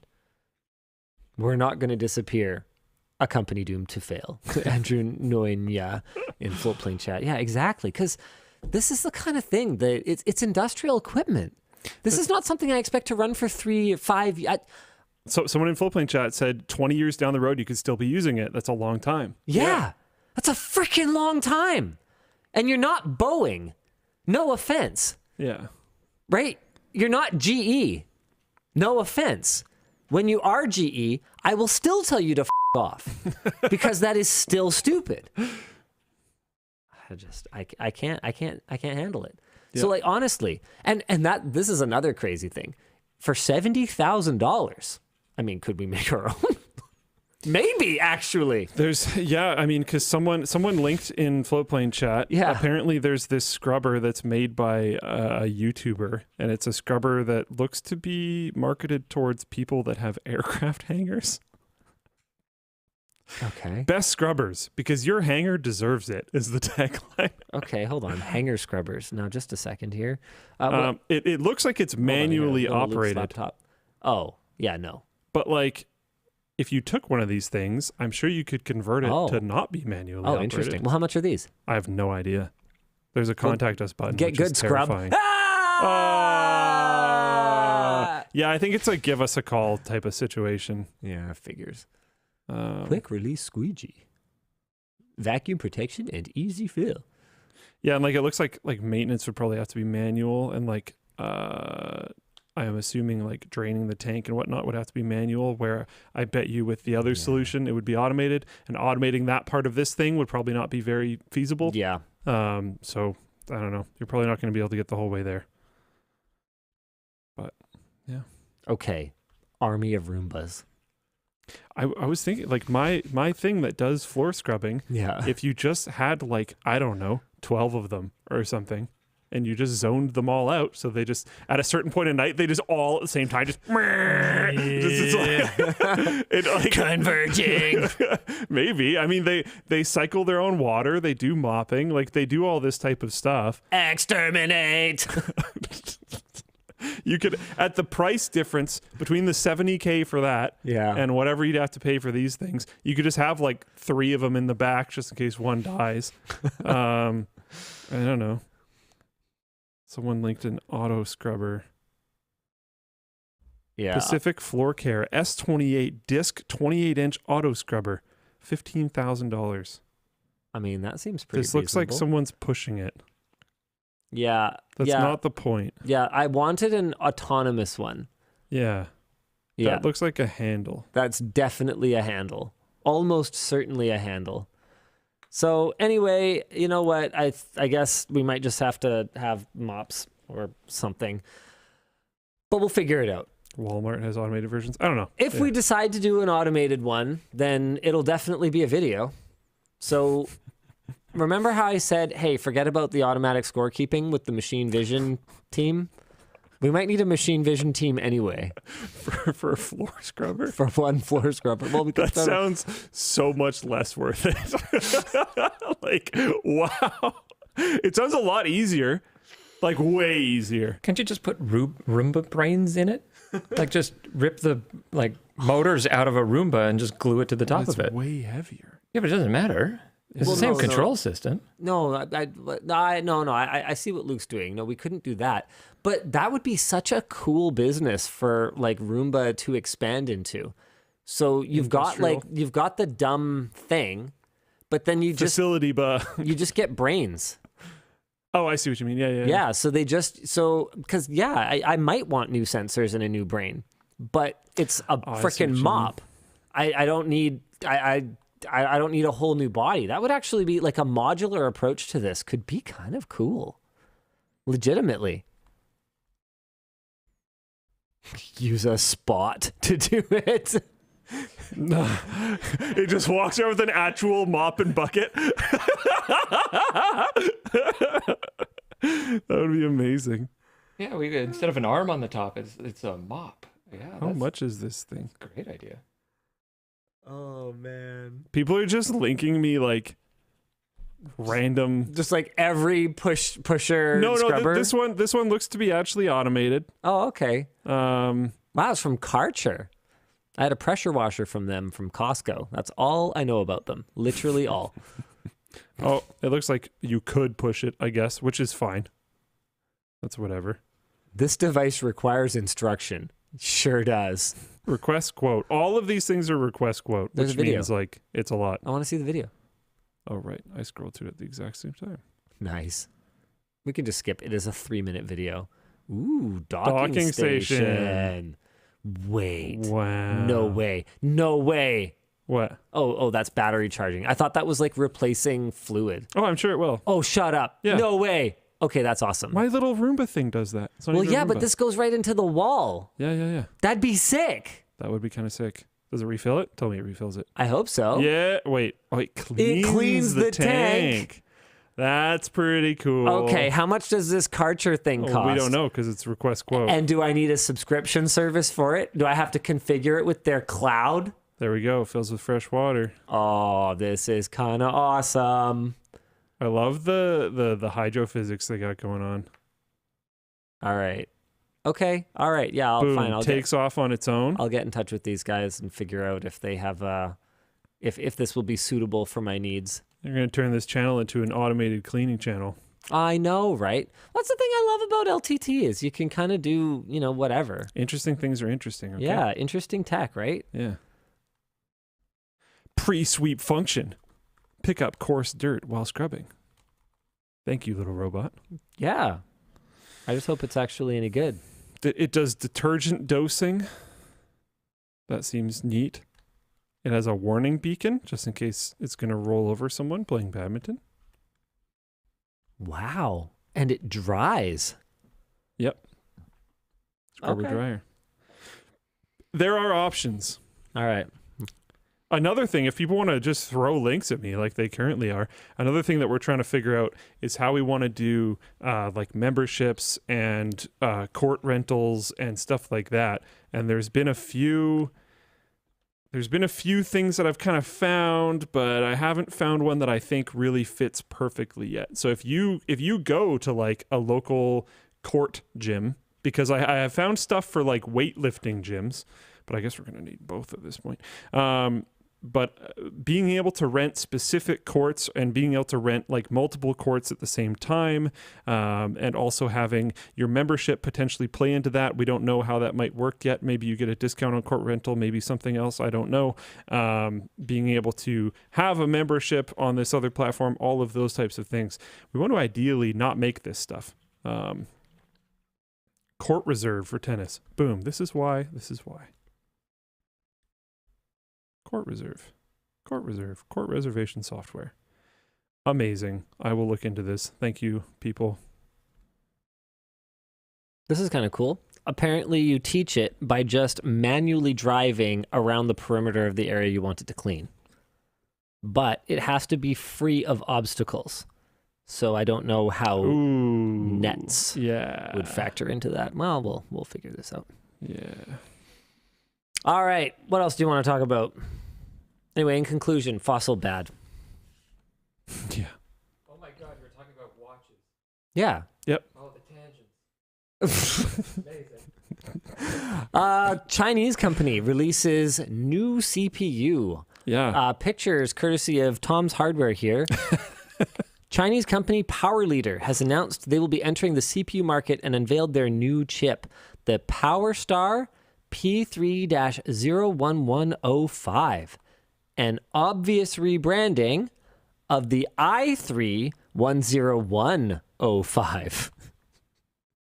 Power Leader claims the CPU uses Storm Core architecture and made no mention of Intel whatsoever. The company claims the CPU will be launching soon with an annual target of 1.5 million units sold. We don't actually know anything more about it than this, and our hope was that we could generate a bit of discussion with you guys about how the heck Power Leader might be getting a hold of 1.5 million chips to rebrand, and what exactly it is that they're trying to achieve here. What is going on? Oh. Hello, my wife. Do you want to come say hi to WAN Show? You never say hi to WAN Show. How come you're so shy? No, I'm gonna make you come say hi to WAN Show to get the key. If you want the key, you have to come say hi to WAN Show. Yeah, you can go home. You can go home after you say hi to WAN Show. Here, Wow. I'm gonna hold it over here. Wow.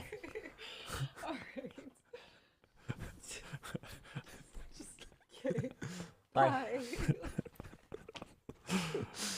All right. What else do we want to talk about? Oh, yeah, right. Oh, you guys, do they have 1.5 million compatible motherboards and RAM sticks? I don't know. Okay, you guys haven't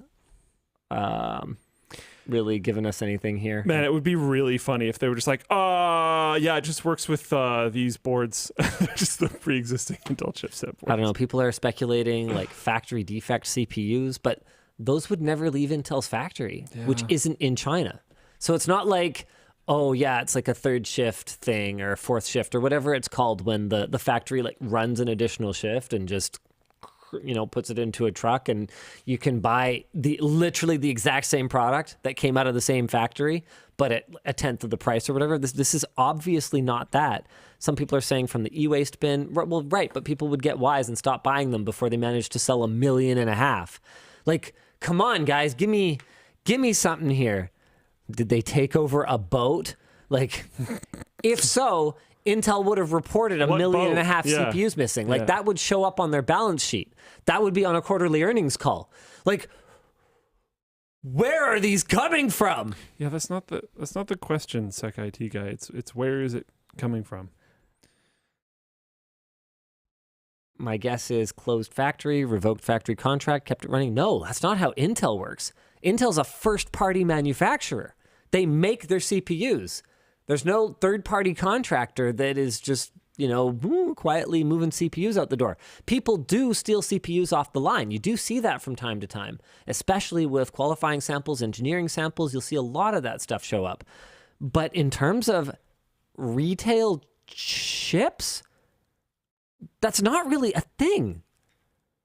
Linus, didn't you know Intel has a franchise program? Okay. All right, you guys are just teasing now. I mean, we've got some people sort of speculating that it could be political. I mean, there has been the whole back and forth over just the semiconductor industry in general between the US and China. There was that whole thing earlier this week where like there was speculation that the US would rather blow up TSMC than let China have it, which is bad. By the way, just sort of want to make my position clear on that. Simple answer, they're lying. But like, to what end? What's the point of lying about this? Like, it just looks... yeah, I just don't get this. Image is a hoax. Yeah, okay. Well, we don't know. Nobody seems to have a clear idea of what exactly the crap is going on here. I thought maybe someone knew. Okay. All right. Cool. What else you want to talk about? I need to do this really quick. Oh. All right. And then I'm down to talk about whatever. I want to talk about the $615,000 in penalties for companies that faked anti-net neutrality comments. Yeah, what's going on with that? Okay.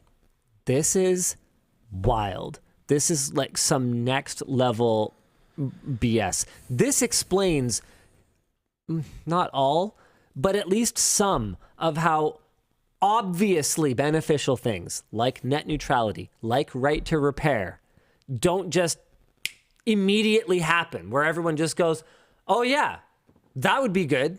Let's do that. Let's talk about this. 3 companies, LCX Digital Media, Lead ID, and Efficient, IFFICIENT Inc., were hired by the broadband industry to enroll consumers in a campaign to repeal net neutrality rules in 2017. Instead, these companies submitted a combined 3.8 million fake responses to the FCC using the identities and personal information of real people without their knowledge or consent. So basically, if you were actually a real person who got convinced somehow that net neutrality was a bad idea and was bad, congratulations, you played yourself. You are as clever as a bot. Like, it's net neutrality is obvious. It is obvious that it needs to be a thing. And because it's so obvious, these companies clearly thought, you know what? We are never going to convince enough people of this. Yeah, so we just need to fake it. So we just need to fake it. These companies have agreed to pay a total of $615,000 worth of penalties. So this is just over $6 per false representation. Wait, no, that doesn't seem right. 3.8 million fake responses. Okay, forget that math. Yeah. They were not the only companies involved, and this is actually the second batch of penalty agreements secured by the New York Attorney General. These allegations first came to light in 2021, but the head of the FCC at the time, Ajit Pai, was anti-net neutrality and fought attempts to investigate. He was awful. Like, the worst. Yep. Like, actually just paid shill. Yep. Authorities were unable literally. to substantiate that the big ISPs who paid for these fake comments had direct knowledge of the fraud, and thus they have not been held liable. $615,000? Feels very low. That's like cost of doing business. Yep. This is disgusting. These companies shouldn't be allowed to exist anymore, in my opinion. Force closed. What's that?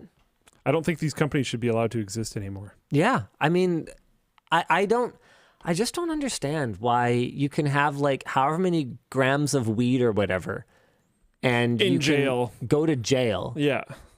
Like, Just fraud. It's not a big deal. yeah. Like, what? Yeah. Like the amount of money that was at stake in this net neutrality Oh, yeah. in this net neutrality argument. And like, what? Are they going to overturn it now? Yeah, this is hilarious. Lapsed memory goes, the worst part is that this was known while it was happening. Yeah. And he specifically blocked any investigation. Yeah, exactly. Yeah. Yeah, we got people talking about like 650 grand is less than what some companies will pay for like a TV advertising spot. Yeah, 100%. Think about Super Bowl spots. Yeah. Like, man. Yeah, and 600K between 3 companies. Like, okay. Yeah, Hunter Lair is saying, in my state, anything over an ounce is punishable by up to 20 years, and it's disgusting. Yeah, 100%. Like, why is white-collar crime just fine? It's okay. Isn't Elizabeth Holmes, like, still not in jail? Who's that?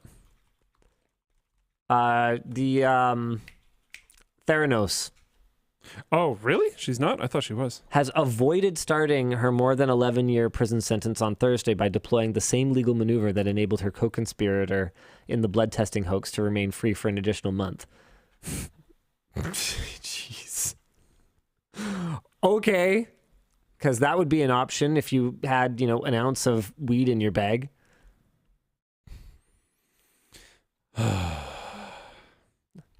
Anyways, let's move on. I want to talk about the BOINC update. Okay. LTT, Yeah. currently in second place. Doing good?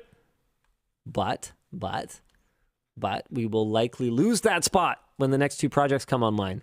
So if you guys want to join our BOINC team, we are currently behind AnonTech. Signups are open for prizes. Would be more people would be appreciated. We need people running number fields at home and Einstein at home. So go check it out, guys. You can get more information, hopefully at the link below. Do we have a link below to that, Dan? Hopefully we do. Otherwise, check it out on the forum. You guys can learn more there. And I think that's pretty much it for the topics. Should we switch over to WAN Show After Dark? Yeah. Dropped my fidget toy. How are your fingers doing over there, Dan? Oh, they're painful. Painful fingers. My fingers are painful. My fingers hurt. Well, now your back's gonna hurt because you just pulled landscaping duty. It's a line from Happy Gilmore. I can't take credit for that. Okay. Ben Stiller in that movie is freaking hilarious. It's pretty great. Okay.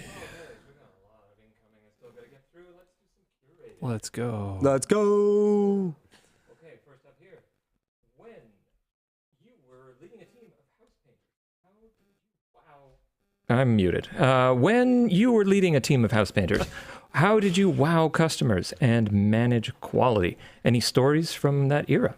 He's starting his own painting franchise 6 months ago with 5 painters. Ooh. How did you wow customers? I mean, really, I don't know that I ever wowed anyone. We obviously did our best and, cared about quality. I didn't have a huge team. The biggest my team ever was me plus 2. So I ended up doing a lot more of the painting myself than I was supposed to. I wasn't a particularly good manager. So I was there on site most of the time, unless I was doing quotes. So managing quality was fairly easy.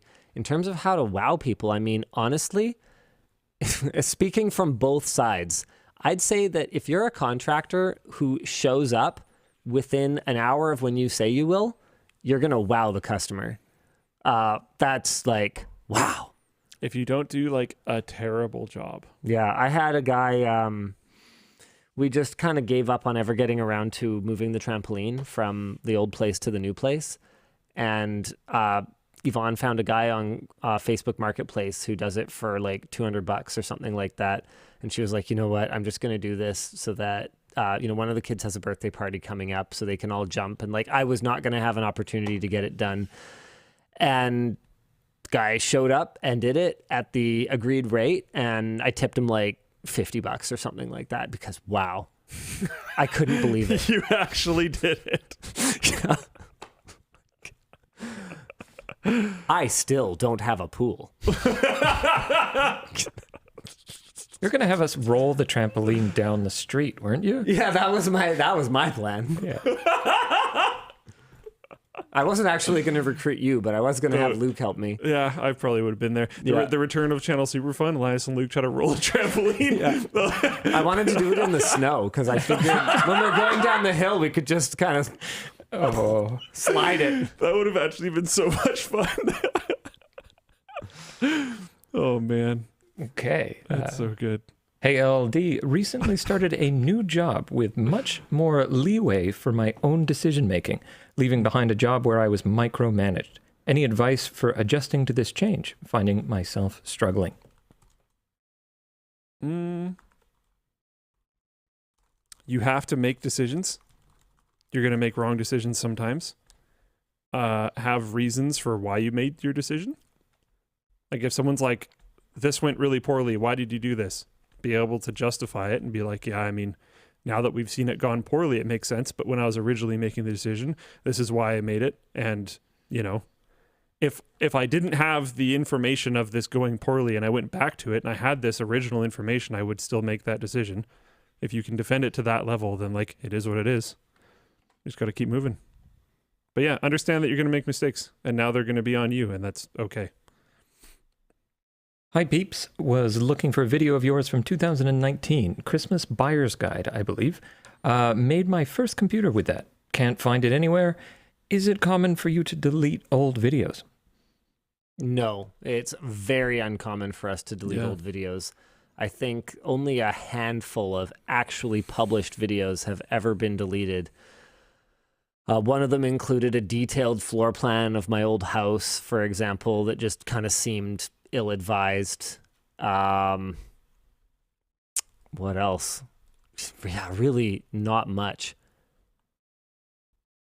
We pulled that. See, I don't even remember that health monitoring ring. Aura. We pulled the video when they were all miffed about it, and we offered to make good, and they weren't happy with it, and we were like, oh, okay. So I think they wanted to pull. I can't even remember exactly what happened, but basically, I don't think it was really anyone's fault. It just didn't work out, so we pulled the video. Really not many. It's very uncommon. Yeah, if you can't find it, it's more likely that you just can't find it. Yeah, the title is something different or whatever. There's like 4,000 videos on the LTT channel or something like that. Like it's not a surprise that it's like hard to track down a particular one. Okay, let's see. Oh, I should have done that. Hey, DLL, long-time watcher, first-time caller.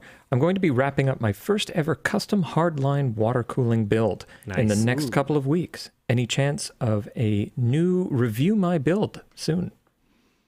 Oh, interesting. Yeah, I mean, we ask people to submit bad builds, but I guess we've never actually asked the community to submit their best builds. Maybe we should do that. We used to do. Well, no, we used to do that on WAN Show actually. That's true. Super Build long of the time week. ago. Build of the week was a thing. Yeah. Huh.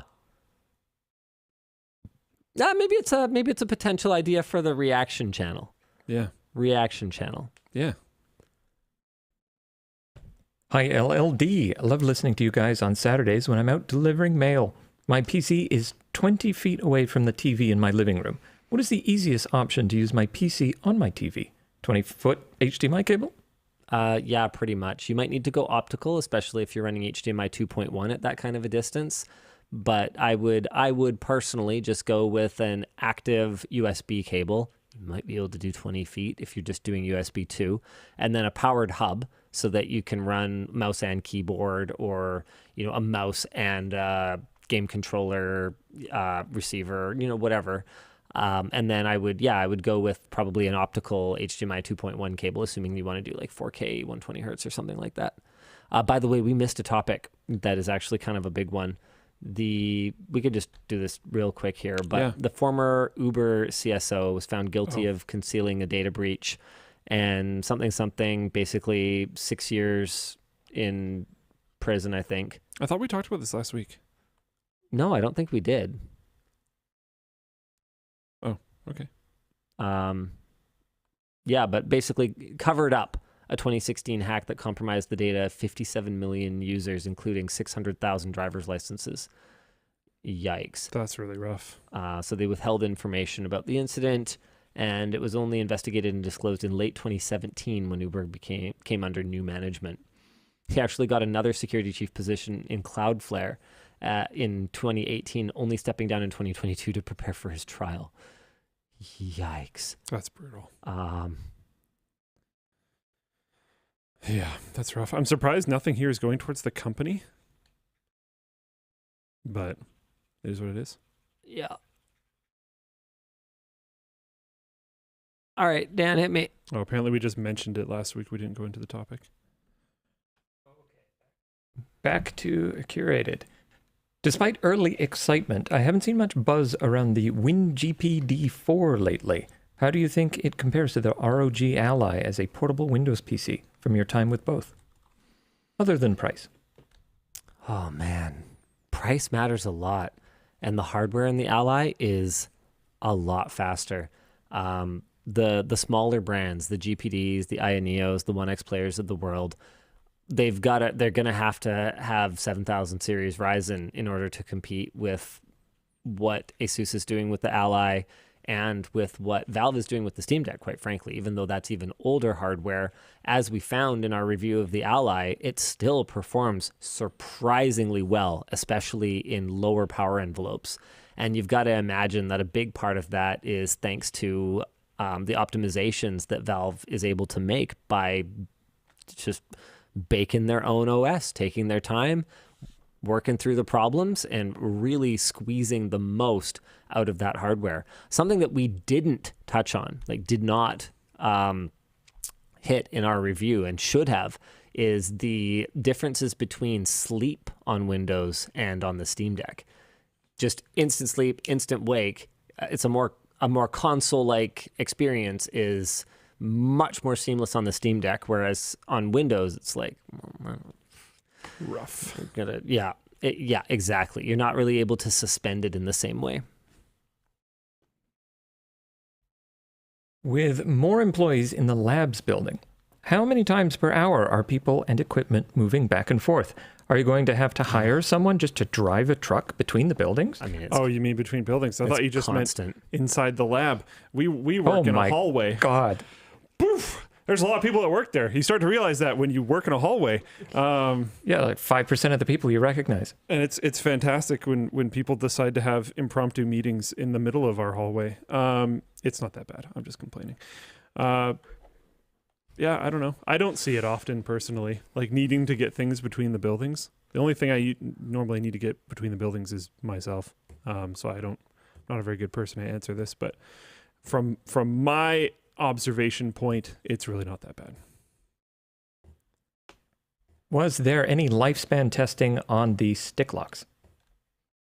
I mean, they're made of a very durable silicone rubber. Tell you what, if they fail, I got you. Sorry, that's not what it is. Trust me, bro. That's the one. That would be good on a shirt. I recently saw a video about linking ChatGPT to Home Assistant. It can't control anything yet, but it's only a matter of time. Linus, would you trust an LLM AI with keys to your home automation? Well, it depends, right? Because as long as it's... Ooh, yeah, so hold on a second. No, I don't want anything that is web-based. You can self-host. Oh, but you can self-host ChatGPT?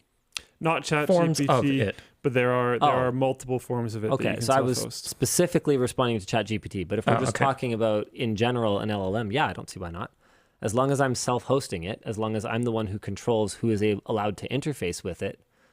I mean, it's not actually sentient. I think, it's not making decisions. I was going to say, I think what the merch message is asking is like, are you going to trust it to not like, I can't let you do that, Dave, to your house? Yeah, I'm not worried about that. Yeah.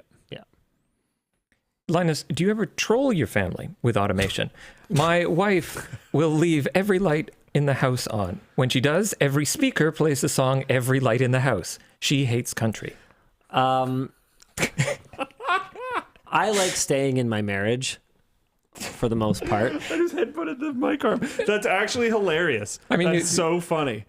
Oh my goodness. You say that, but then what was that like when she came to pick up the key? Oh, yeah, it's just bugging her. Okay. Oh no, he trolls his family. Why not use your house all the time? Yeah, all the time. I don't know if I've ever really done it. You know what? I would say that the very installation of smart switches is trolling my wife at this point. Yeah. The fact that they are still in the house and, not all working properly, because I think it's something to do with just how much communication those particular switches spam out onto the network. The controller just gets overwhelmed. I think we've kind of narrowed down what the problem is. They just can't handle such a big install. She's not happy. So you know what? Once I've got everything set up, if those new Innovelli ones work out great, yeah, maybe. But for now, no, I don't have a death wish. Or at least I don't wish to sleep in the guest room on the couch. Yeah.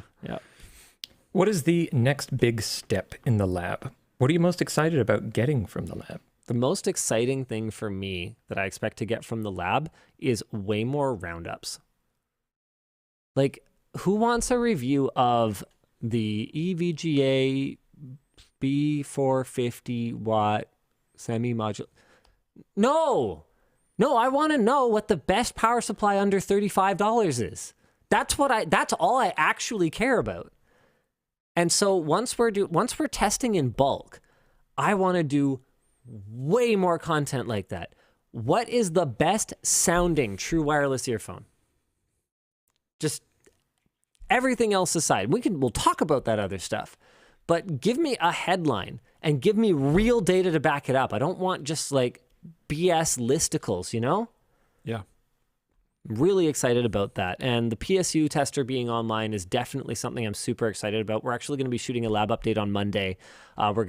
We've actually printed things with the Metal 3D printer now. So I'll be showing you guys some print results. We've got the power supply tester, the RF chamber. the floor is in. So at the end of the RF chamber video, the floor wasn't actually in because we wanted to shoot while they were installing so we could give you guys a better look at how it was going together. So you're going to see in the lab update, we've got the floor in now. We're going to talk a little bit more about the cellular network testing gear that we're going to be putting in there. RF chamber is super cool, man. You want to know something wild? You know how in science class you learn that just, a metal enclosure is a Faraday cage? Yeah, well, not all Faraday cages are created equal. Like, you know how you can put your cell phone in the microwave and you'll still get a text, even though it's a Faraday cage. But that Faraday cage is designed for a particular, I guess how would I even describe this? Like, particular type of radiation. Yeah. And it's not perfect for everything. And so what's really cool is the precision with which they have to be built. Just mind-blowing.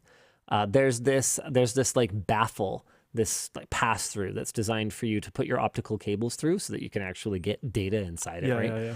And it's engineered so tightly that if you take just like a wire and just stick it through it, the background noise goes from like minus 150, don't quote me on these numbers, you'll see it in the video, like minus 150 dB to like minus 70. Yeah. Like huge difference just from putting a wire through a hole in this whole room that we're in.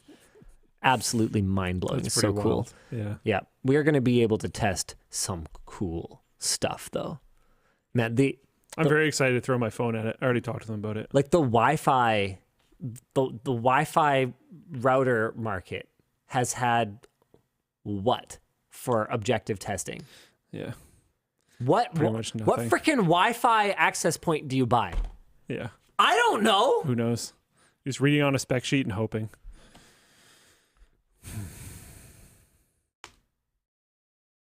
LLD. I worked for Zeku, the in-house chip company for Oppo. Is it Zeku or Zeku? I'm not sure. I don't think it matters anymore. Let's do both. Zeku just closed yesterday without any warning. Why do you think Oppo chose now to leave the custom chip race? We have produced 2 working chips. Honestly, for me, the bigger question is why they thought they should enter the custom chip race. It's really challenging, and there's a reason that there's only, I guess we could say Apple, Qualcomm, MediaTek actually has some decent designs these days, don't they? But there's only a handful of really successful ARM integrators, and the ones that are successful these days are adding a lot of special sauce to their designs, making them very custom rather than just taking ARM core IP and just putting it onto a CPU. If you want to be competitive, Google's another one. It's really tough. And I don't see a company like Oppo, even at their scale, I don't see it making sense for them to try to develop their own chip IP. I don't get it. It's so hard. Okay, last curated one I've got here. Hi, WAN.dll. When looking at channel metrics, how do you take into account users that lie about their age? Old account created while underage, currently underage, privacy or humor reasons? We can't. We just assume that, we can't. Google definitely has mechanisms in place to try to account for that. They will profile you based on the kind of content that you look at and the kind of behavior that you exhibit. But other than that, it's all just, a best guess, right? It's a heck of a lot better than what we had before. That's what's turned Google into such an advertising juggernaut is, newspapers and magazines were just guessing. They don't actually know who's reading them. I mean, Cosmo, made a pretty educated guess that it's probably mostly women reading it, but they couldn't actually verify that. Well, in the same way, Google is making a pretty good guess that, someone who self-identifies as a 45-year-old man is probably a 45-year-old man, because who would lie about that? Do you want to be a 45-year-old man? Not necessarily. I think there's probably also a lot of habits with, like, if you're going to lie about your age, you're either going to pick like 100 or just barely acceptable, because why bother scroll further? Yeah. So like, Yeah, I don't know. Okay, that's all we got for curated right now. Let's go through some of these potentials. That might be spicy. Yeah, good luck, everybody. Have fun. Thanks for championing consumer rights, right to repair, and calling out bad company behaviors. Why not call out Valve more for doing some things like locking in proprietary modding and DRM? Wasn't even sure they did that, honestly.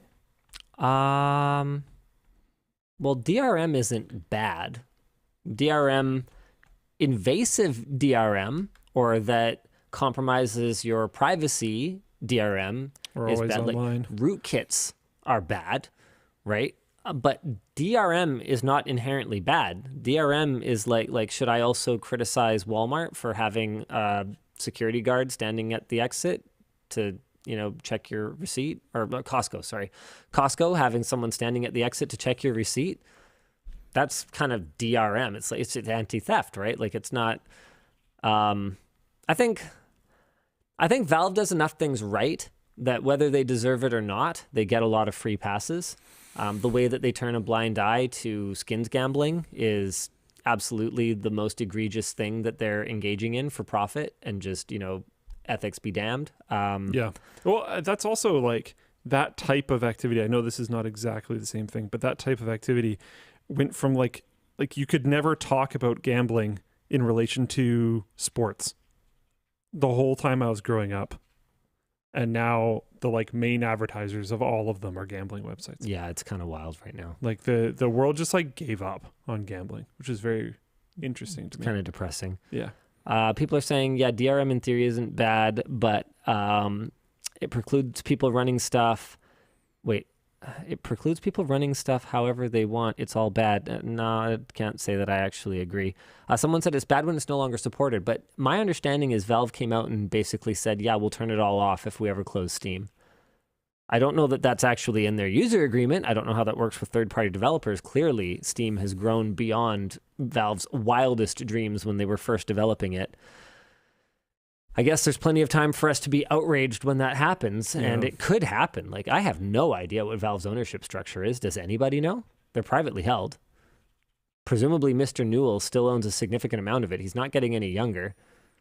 Like, when Gabe Newell dies, does Steam shut down? I actually don't. It's not impossible. I have no idea. It's improbable. Highly. But it is not impossible. Right. Like, this is not a publicly held company. There's no guarantee of continuity here. We can all hope it stays around for a little while, I guess. Let's see. I'll archive that one. Watching since 2015, and LTT helped me feel comfy switching jobs into the tech sector from teaching. Still dealing with imposter syndrome, but curious what certifications or knowledge would LMG expect for a systems administrator? You hired for it. Yeah, I mean, we looked for a bunch of different stuff.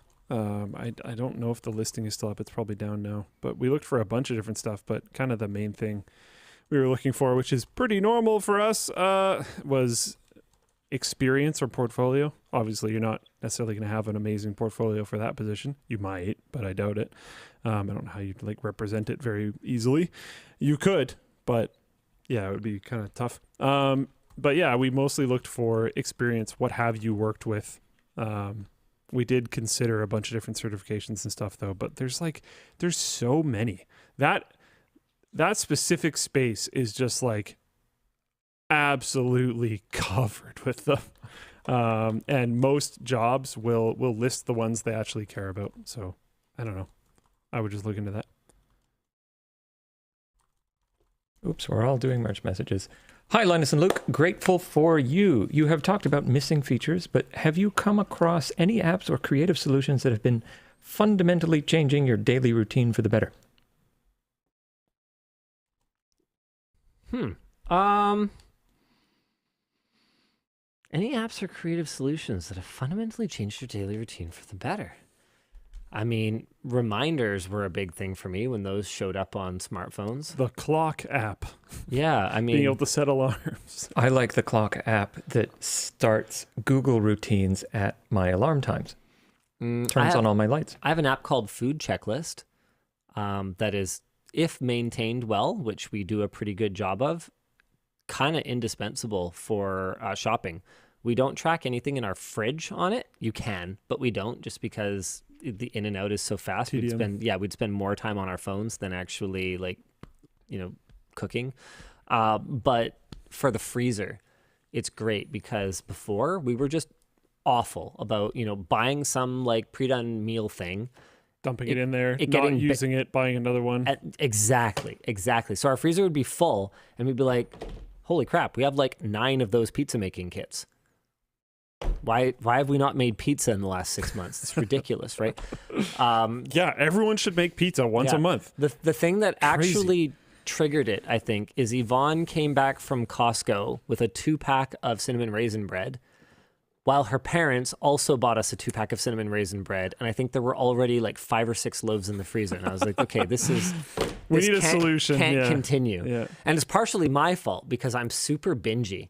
So I once ate an entire loaf of that in one sitting. Yeah. One sitting. And so when I'm at like my peak consumption of something, you actually cannot keep it in stock in the house. And then I'll just go cold on it and stop eating it. And then if you just keep like dumbly buying one, and I don't mean dumbly like intelligence dumb, like just kind of like autopilot buying them every time you go shopping, which would have been a perfectly reasonable thing to do, it's going to pile up. Yeah. And if you have no way of knowing what's in the freezer, because, okay, you try having 3 kids and running a company and like every crap other thing that Yvonne does, you'd forget to check the freezer before you go shopping too. It happens. So yeah, food checklist. It's kind of great. And I think it was a one-time lifetime purchase. I don't think it's a subscription anymore. They also have a subscription option, obviously, but I was like, nah, it's stupid. So I bought the one-time thing. Hey, L&L, my wife and daughter are starting a YouTube channel, non-tech. At what point in their subscriber ramp should they start to work with Floatplane? 0 subscribers, 1,000, 10,000, more? I'd say if it's any earlier than like 100 or a couple 100,000, it's probably not going to be very effective. The thing is that you've got to build an audience before you can monetize an audience. You actually cannot put the cart in front of the horse.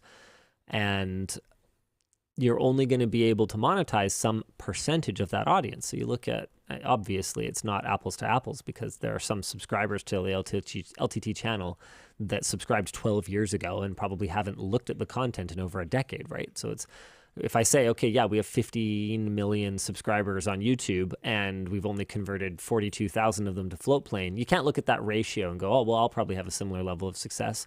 But you also can't ignore that, right? Out of 15 million, we've converted 42,000. Now, that's enough to really move the needle for us these days.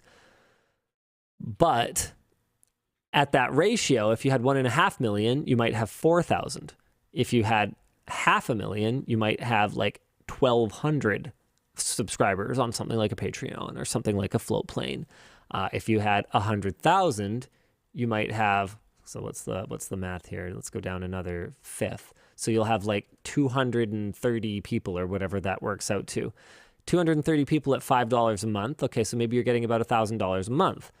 That's $12,000 a year. If you were planning to live off of that, that's going to be fairly challenging unless you live in the middle of like nowhere and, you are on a farm where you can grow your own food or something. Like, I don't know.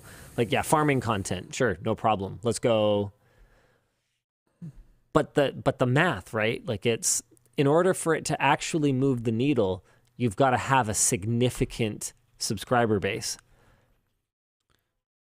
People have gotten really offended when they'll have like 100 subscribers and they'll ask about external platform funding. And I'm like, yeah, I don't think it's a good idea right now. And this won't even be in like relation to Floatplane necessarily. They'll be like, should I start a Patreon? I'm like, probably not. And they get pissed. And I'm like, no, it's not. I'm not trying to belittle. We've talked about this on WAN Show before. Literally every single action you ever do has that means you're not doing some other form of action. And like, no, you shouldn't just like drown under this thought process forever, but you should consider like, is it worth my time to start and maintain this other thing? when I am at this stage of my growth as a channel or whatever it is. No.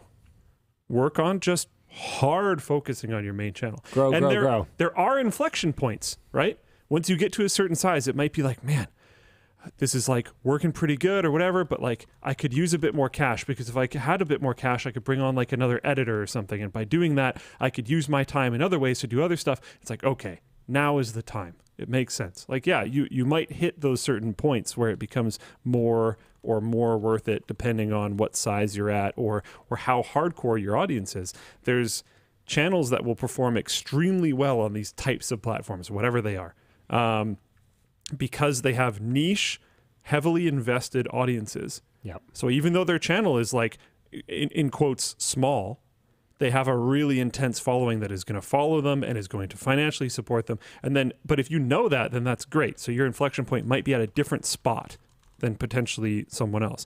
You will also see channels that are enormous And just can convert no one. Yep. Because all their followers are not going to put money behind their following no matter what happens. Or they're located in regions where that too. That kind of disposable income is $5 not a month feasible. is not going to work. Yeah. And that's fine. But then you should also understand that. Like maybe it's still not worth it for you, even if you are a really large channel, if your audience is not going to be able to have that funding power, which is fine. You just might want to do different things in order to grow. So yeah, that's it. It's not a slight, is all I'm saying. Hi, Linus, and welcome to the Dan Show. I noticed you are a fan of Talor Swift. Are you going for an Eras Tour concert? I managed to get tickets on my girlfriend's birthday. She's a big Swiftie. I don't actually do too many concerts. I am super introverted. I know you can't tell because I'm a YouTuber and I have kind of like a bombastic on-camera personality, particularly for the pre-recorded stuff. But I don't like dancing in public. I don't like my way of enjoying music is to put in headphones or put on headphones, something to do with headphones, and listen to it myself, by myself. Like, honestly, the amount of social interaction that I have to do running a company and having a family is kind of all I can handle. It's enough. Yeah. Yeah, it's more than enough. I think it'd be super cool to go to a Talor Swift concert. Oh man, it's also like, it's a lot of work. Like it takes hours. Like I had someone, we actually sponsored a small badminton tournament. It was like $1,000 or something like that. Like it wasn't a huge amount or anything, but what was stupid about it was that I had a ton of people notice that we sponsored it and ask me about it because I know a ton of badminton people locally. And they were like, so you're playing, right? And I'm like, no. And they're like, you sponsored it. I'm like, yeah, but it's like, it's a double knockout tournament. I'm not good enough to win it. It's like an hour for me to drive there. I'm going to play at most 2 sets or 2 matches. So I will play for they're probably going to be 2 sets to complete. So I will play for at most about 30 minutes, 40 minutes. And then I will drive an hour home. It's just, oh, right. And making matters worse, if you lose your first, usually they run the winner bracket first and the consolation bracket after. Oh, so you just have to wait. So I'll get there. I'll drive an hour. I'll get there. I'll play for like 30 minutes. I'll get cold, right? I'll wait for 3 hours. Then I'll play again, cold, and probably lose because I suck. And then I'll drive home for an hour. It's like, I don't know. It's just not worth it. Like I have no problem supporting the event, but I only play waterfall tournaments now because I just can't. Do you know the waterfall format? I believe so. Yeah. So it guarantees at least 3 matches. Yeah. So also called ABCD flight. And basically what it does is it takes the main draw, and as soon as you lose, you go to, I believe if you lose first, you go to C flight. And then if you lose again, you go to D flight and you compete there in a knockout tournament. And then if you win your first but lose your second, you go to B, I think. And then if you lose again, you go to C. I don't remember how it works, but basically it's pretty cool. And what it does is it makes it so that by the time you're in the right flight, your matches should be really close and should be winnable. But it requires an enormous draw to a ton of participation. It requires way more court time because every player is guaranteed at least 3 matches. And it requires a huge facility because otherwise you can't run this enormous draw in parallel and people end up just like waiting around all day. So people don't run them very often. Linus, you've mentioned in a few videos that it's important to never insult your fans. So what exactly was the Trust Me Bro shirt then? It felt very mocking. Love the show otherwise. Thanks. I don't know. I guess from my point of view, I didn't think too much of the WAN Show audience would be that off put by it. And, you know, maybe that was a swing and a miss for me, obviously, right? You know, I thought that my track record of taking care of things was pretty clear. There were some things that I obviously didn't communicate very well. Like when I was talking about like the way that people misinterpreted what I was talking about with respect to like the warranty liability for like my family if I passed away or something like that. I wasn't actually concerned about the warranty liability. What I was concerned about was us coming up with a policy that made sense and was something that we could follow through on no matter what, and figuring out what mechanisms we needed in place. So what would that look like? Well, planning for the worst case scenario, like in the event of my death or something like that, would that look like some kind of cache of backpacks and screwdrivers held by a third party in escrow or something? Like, I don't know. I just didn't know the solutions.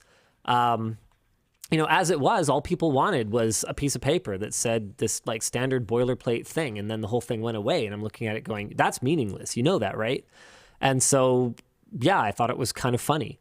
And I did a Trust Me Bro shirt. Like at the end of the day, all it came down to was my word. That was all you have now. That's all you ever had. And that's all you're ever going to have because I'm the director and primary shareholder of this company. So at the end of the day, if I decided to fold up shop and not honor anything, I could do that. And so you guys either do trust me or you don't. And it seems like for the most part, you do. Thank you. But yeah, the whole thing, in retrospect, I handled it extremely poorly. And it just felt kind of ridiculous to me the way that it blew up. When at the end of the day, nothing I ever said was actually incorrect. It was just upsetting. Sorry. That's my Canadian conclusion to the whole saga, I guess. Okay, let's get some more curated in here. Hello, LLD. Staying up late to watch you from the European Union. What's your take on user benchmark? People will sometimes quote me their insanely wrong comparisons and anti-AMD propaganda that they take at face value. Yeah, the lab is basically, the lab's job is to make it so that sites like that don't exist anymore. There's another one that every time I try to compare like some laptop GPU to something, I always end up on this site and it's like worthless. It actually has no useful information whatsoever. I don't care how many stream processors it has. How fast does it go? And so the lab's goal is going to be to make a database that you can actually trust. Database of real data, not just a base. And that was based. Bonkers. Where's my bell? I've had at least a couple bells today. No, you don't have to do it. Oh. So I've been slacking on the bell. Yeah, it's fine. You replied to a lot of merch messages. Hey, Linus, Luke, and Dan. Luke, I saw Theo talking about how you're a great developer manager. This is positive. Great. Stop crying. Wow. I started my job I'm not crying. You're crying. I started my job as a junior developer 4 months ago, and I was wondering if you have any advice for devs starting out. Whoa, that's really broad. Wow. I don't know. Wait, he started a job? Is that what he said? So he has a job? Yeah. But they have a job? Yeah, he's been a junior developer for 4 months. Okay. Been working for 4 months. I would check in with your leadership. Yeah,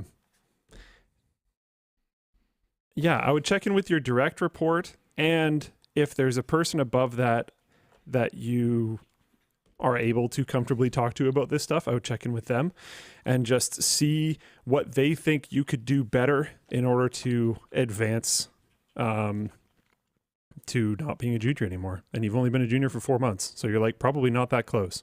So don't expect like, oh, it's gonna happen right now. But expect maybe some feedback of like, basically ask them what it would take in their eyes for you to advance to the next level, what you would need to be displaying consistently as a skill or whatever else to be able to get there, and work with them to grow internally. That's what I would suggest.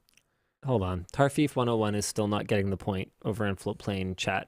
If you got to close the company to not honor the warranty versus just decide not to but stay open because there's no warranty, then that's not the same. One is better. That's not what I said. What I said was we would need systems in place to ensure that whatever we promised would be honored, even if the company were closed. That's what I said. It was always, trust me, bro. It was always, we got this. We were always going to got this. We were never trying to get out of anything. I remember that era very precisely because I remember a plan that I had to try to come up with some kill switch where I could close your chat boxes, because I was so tired of you reading chat and just like getting in fights with chat for entire streams. There was like at least a month there where that was like all that happened. I was like, this is so annoying. You're just getting baited into just everything. But people still, they're still like, I'm not a perfect communicator. I don't claim to be. Yeah, maybe you know what? Maybe we need to be under new management. Maybe they would do a better job. Maybe they wouldn't be reckless and die, and then you wouldn't have to worry about your warranty. Badman-related injury. Yeah. Whole company goes under. Oh, man. I mean, look, you can't just eat an entire loaf of bread like that and then go exercise.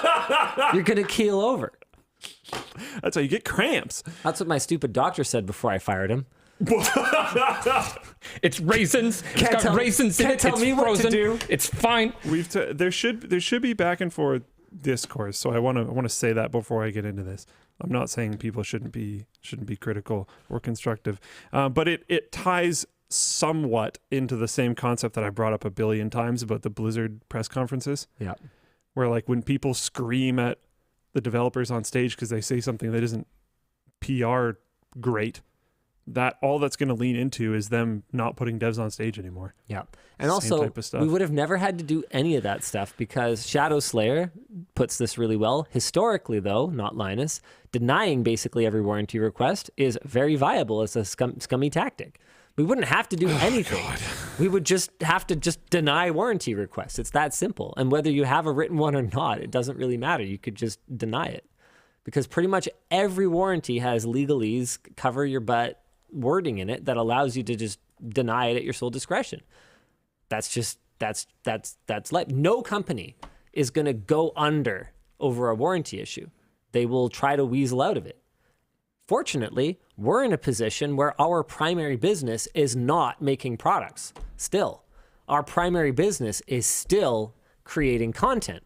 So we wouldn't go under. That's why I said at the time, if every single one of them got returned, it would suck, but it wouldn't kill us.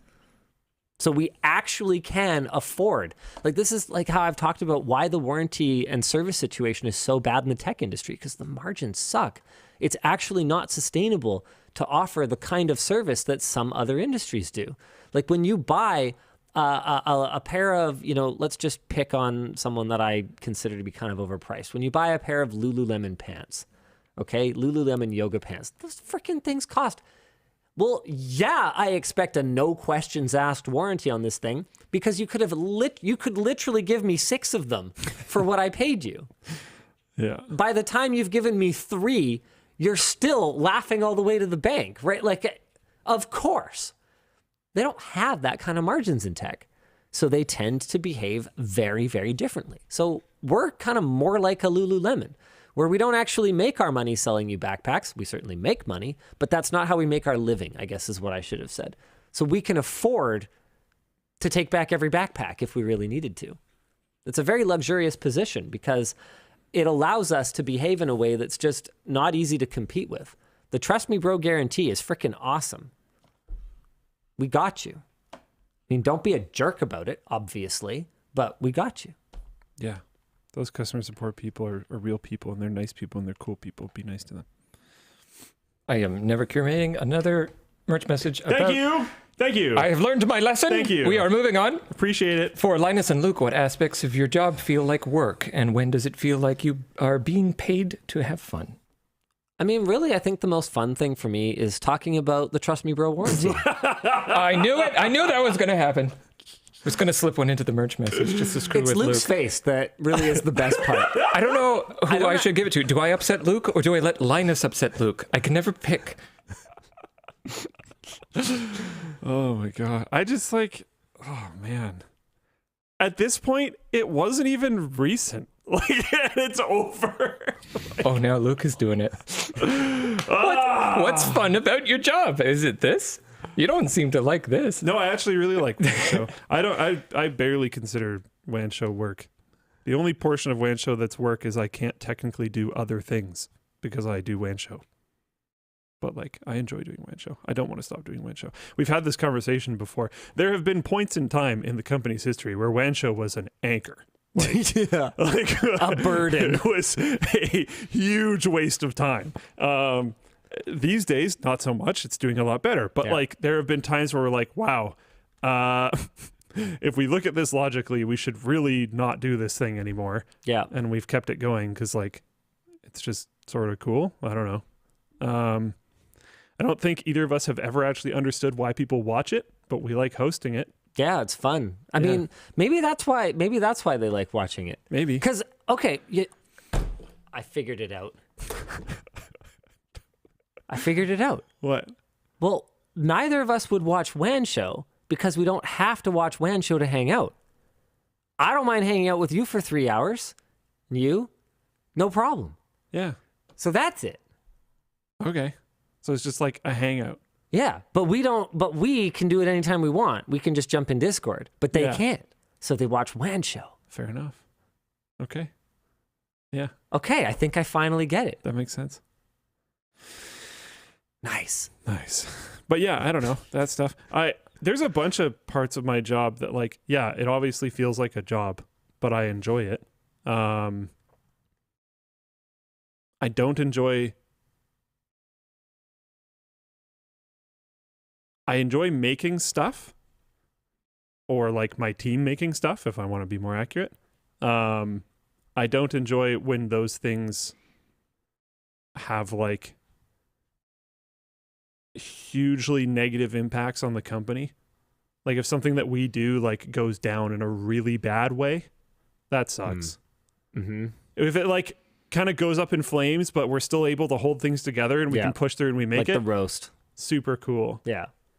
But when things like actually just critical, brutal fail in a way that like wrecks other people's jobs or days or whatever, that's like that kind of blows.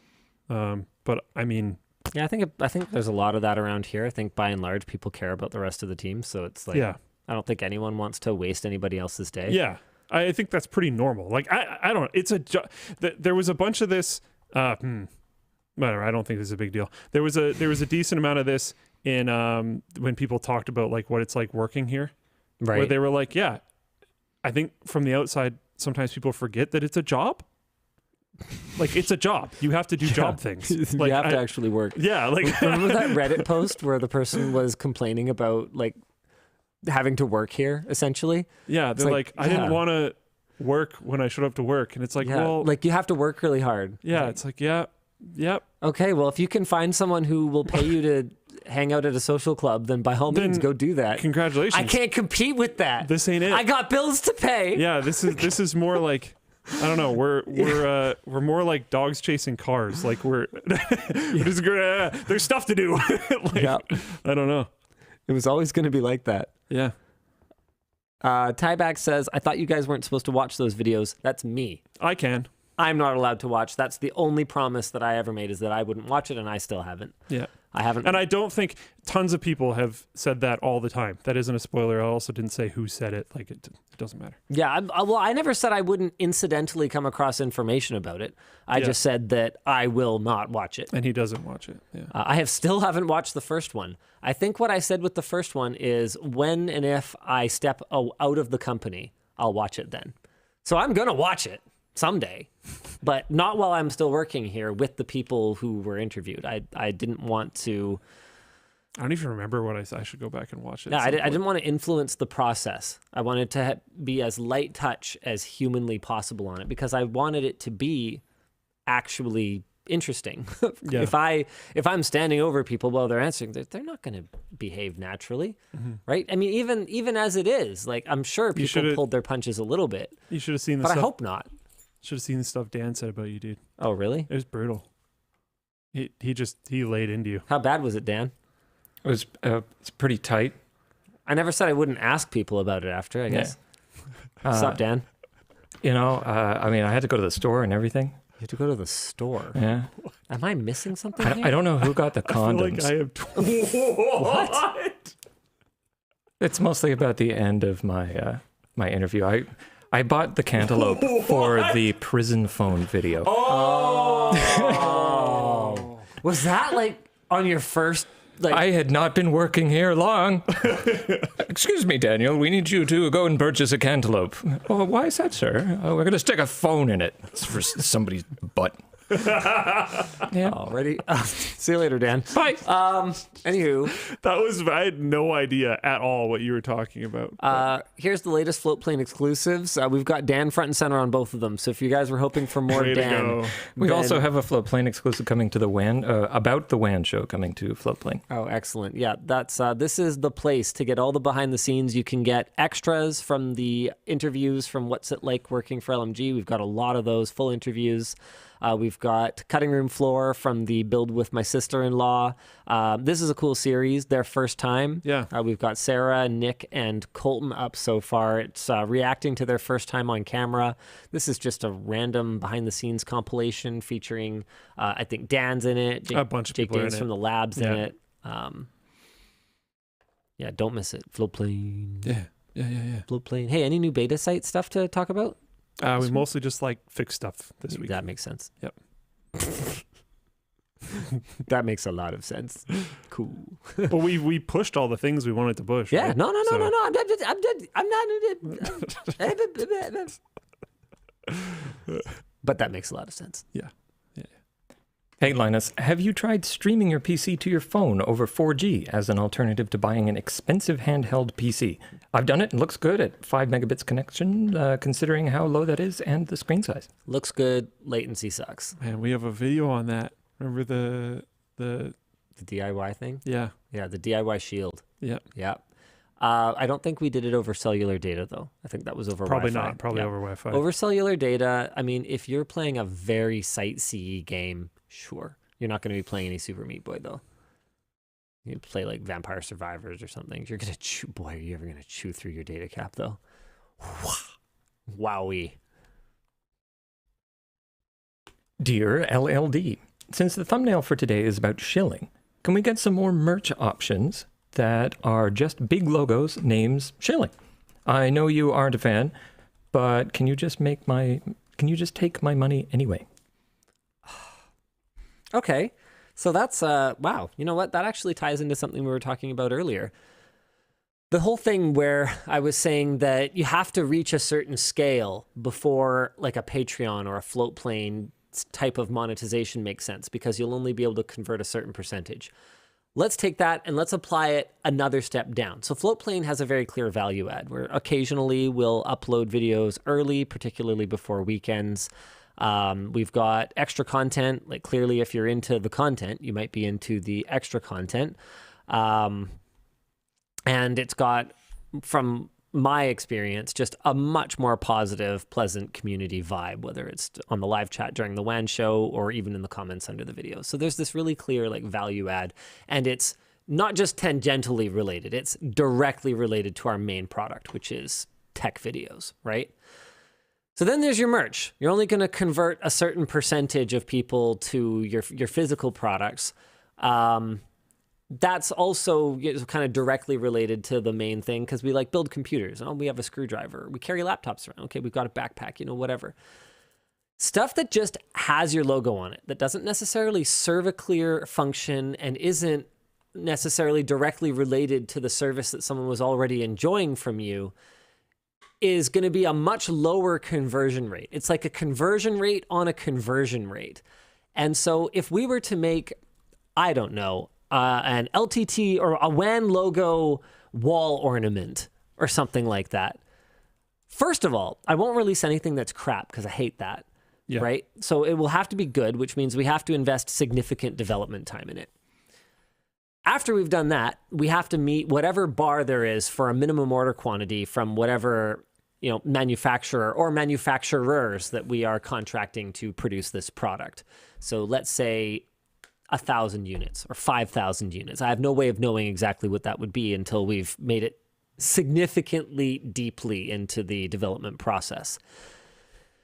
At that point, I've got to ask myself, what price do I need to sell this at now, knowing it's going to be relatively low volume in order for me to make back what I spent on product development? Okay, because it's going to be low volume, that price is going to have to be higher. Okay, where's the threshold where that high price goes from recouping cost to just like creating a perception of exploitation and money grubbingness? Will people see that nuance there where I kind of go, look, this isn't just money grubbing. I actually do need my team to be paid for the development time. So am I just hurting my own brand by selling branded stuff that we spent way too much time working on for a very niche audience? Maybe. Sometimes I can be really, sometimes I just overthink this stuff though. Like when we did that short-term relaunch of just the classic Linus Tech Tips logo shirt, it sold like crazy because people just wanted it, I guess. This is actually like legitimately one of my favorite shirts. That's LTX though. That's an event shirt. That's totally different. Yeah, but I'll do an event. One of the big reasons why I like it is just because it's just a little logo in the corner. Okay, it feels kind of professional. We have a flag that's going to be there for LTX, like just the LTX logo on a flag for 2023 here. So I'm more willing to do that for like a commemorative, item versus just our brand. Let's go. I don't know. Maybe we'll do more of it in the future. Maybe not. We have a really cool thing coming though. Tell me something.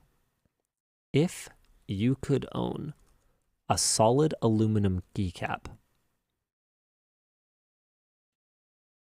that is this big, what would you pay for it? Solid aluminum, chrome plated. What? It's mirror finish. Does it work? No, of course not. You can't plug it in? What stupid question is that? What do you mean? It's this big. Do you know how much it freaking weighs? You could have like a bump. No, you couldn't. Yeah, you could. It's solid aluminum. Yeah. It'd be a bad idea. It weighs so much. But you There's no mechanism in it. And it's solid. When I say solid, I don't mean concave, empty, hollowed out. I mean it is solid. It's a brick. I have no idea at all. I don't know. It doesn't matter what you say because the people out there that want it, they're going to pay any amount of money. It doesn't matter. It doesn't matter what you say. Yeah. I don't know. I'm just thinking about the shipping costs. There's some meme about a Loch Ness monster. You give it $4.69 or something.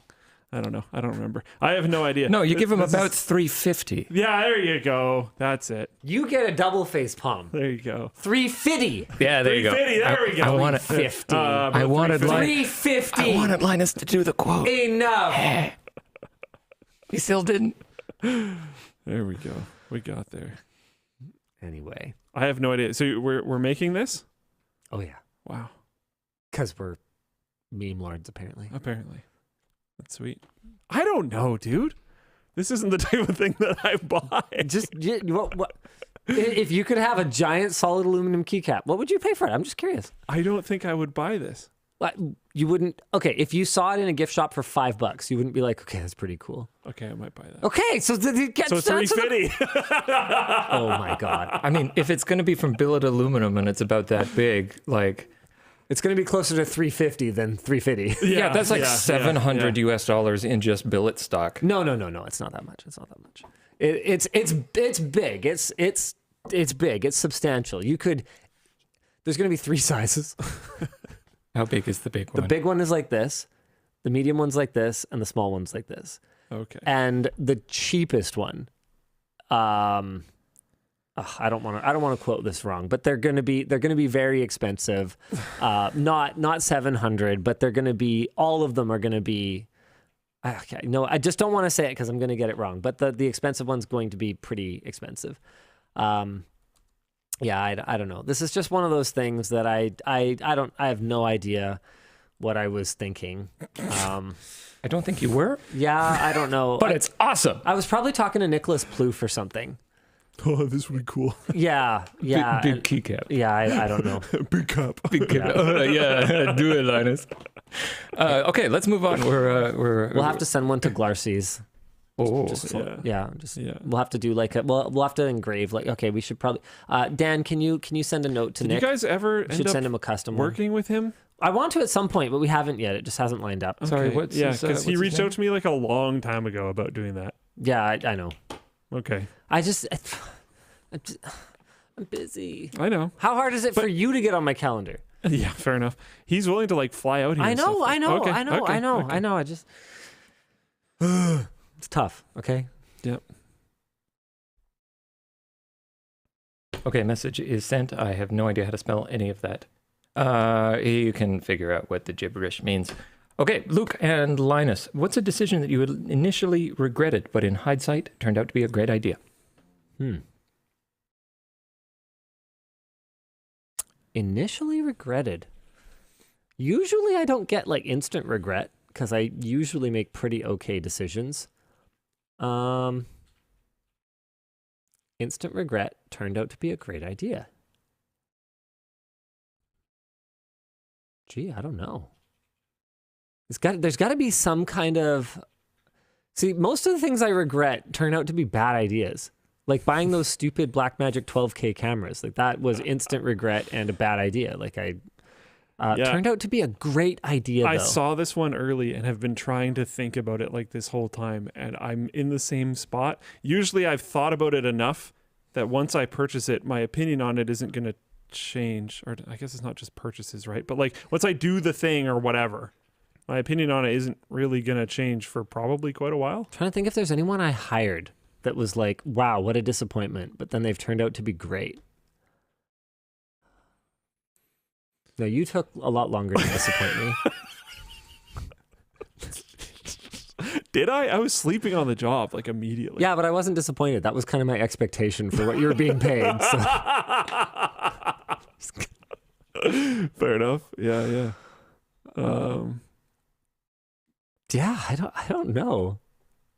Yeah, I have to regret it instantly, and then it has to turn out to be a great idea. Yeah. If I regret it instantly, why don't I get a refund? Like, why don't I undo it? Yeah, then? yeah, exactly. Yeah, like there's I can't think of very many things that fit this. Someone said it would be the crowbar hammer for Luke, and it's like, well, no, because it turned out to not be a good idea. Yeah, so like that doesn't fit this. Like it's more like a cold feet thing. Like, but I never regretted, getting engaged, right? Yeah. So if I'd regretted that, then that would have turned out to be a great idea. Yeah. Or like having kids. Maybe you instantly regretted it, but it turned out to be a great idea. Like that's the kind of thing we're talking about here. But I didn't instantly regret having kids. I instantly hated it, but I knew I was going to hate it. I can't stand babies. There's definitely things that I dreaded. Like I did it and I was like, this sucks. I don't think this is great. I don't really necessarily have another option, but like I don't like this one. Blah, blah, blah, blah. And then in hindsight or down the line or whatever, it's like, actually, that was really good. For sure. Yeah. But like there was no... I instantly regretted allowing the crowd to decorate my car at LTX. Oh, yeah. But that did not turn out to be a great idea. That was just bad. Yeah. Look, in my defense, that year, there was a significant lack of activities. Oh, there was, definitely. And I was trying to save it, okay? I was sacrificing... Do you remember our miscommunication during that show? No. It was probably epic, though, because I was extremely... You were kind of all over the place. I was extremely upset when I arrived the night before it was starting, and realized some of the things that were going on. And that is not a knock against the team that was working on it. We were understaffed, underfunded. We had kind of no idea what we were doing. It was only our second attempt at this, and it was a much bigger space. Just, it was no one's fault. But I was like, holy shit, we need to fix this. What can we do? Yeah. And I will sacrifice my car. one of the things I thought of was decorate my car booth. And so we put out pens and glue and glitter and googly eyes. It definitely, it was memorable. kept people busy. Yeah, but that car was actually undrivable. People covered the windshield, for crying out loud.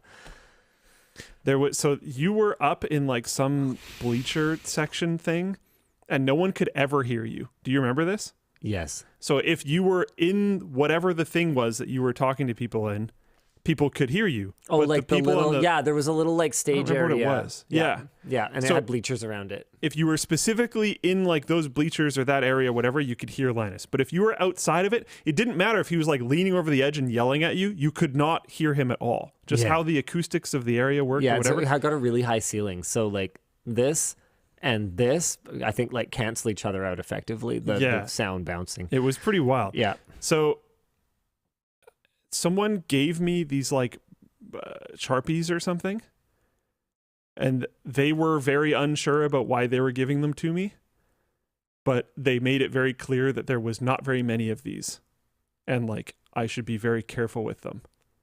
And I was like, okay, this is really weird. Oh, yeah, I'm not okay, sure I what know I'm what you're supposed to do with talking about. these.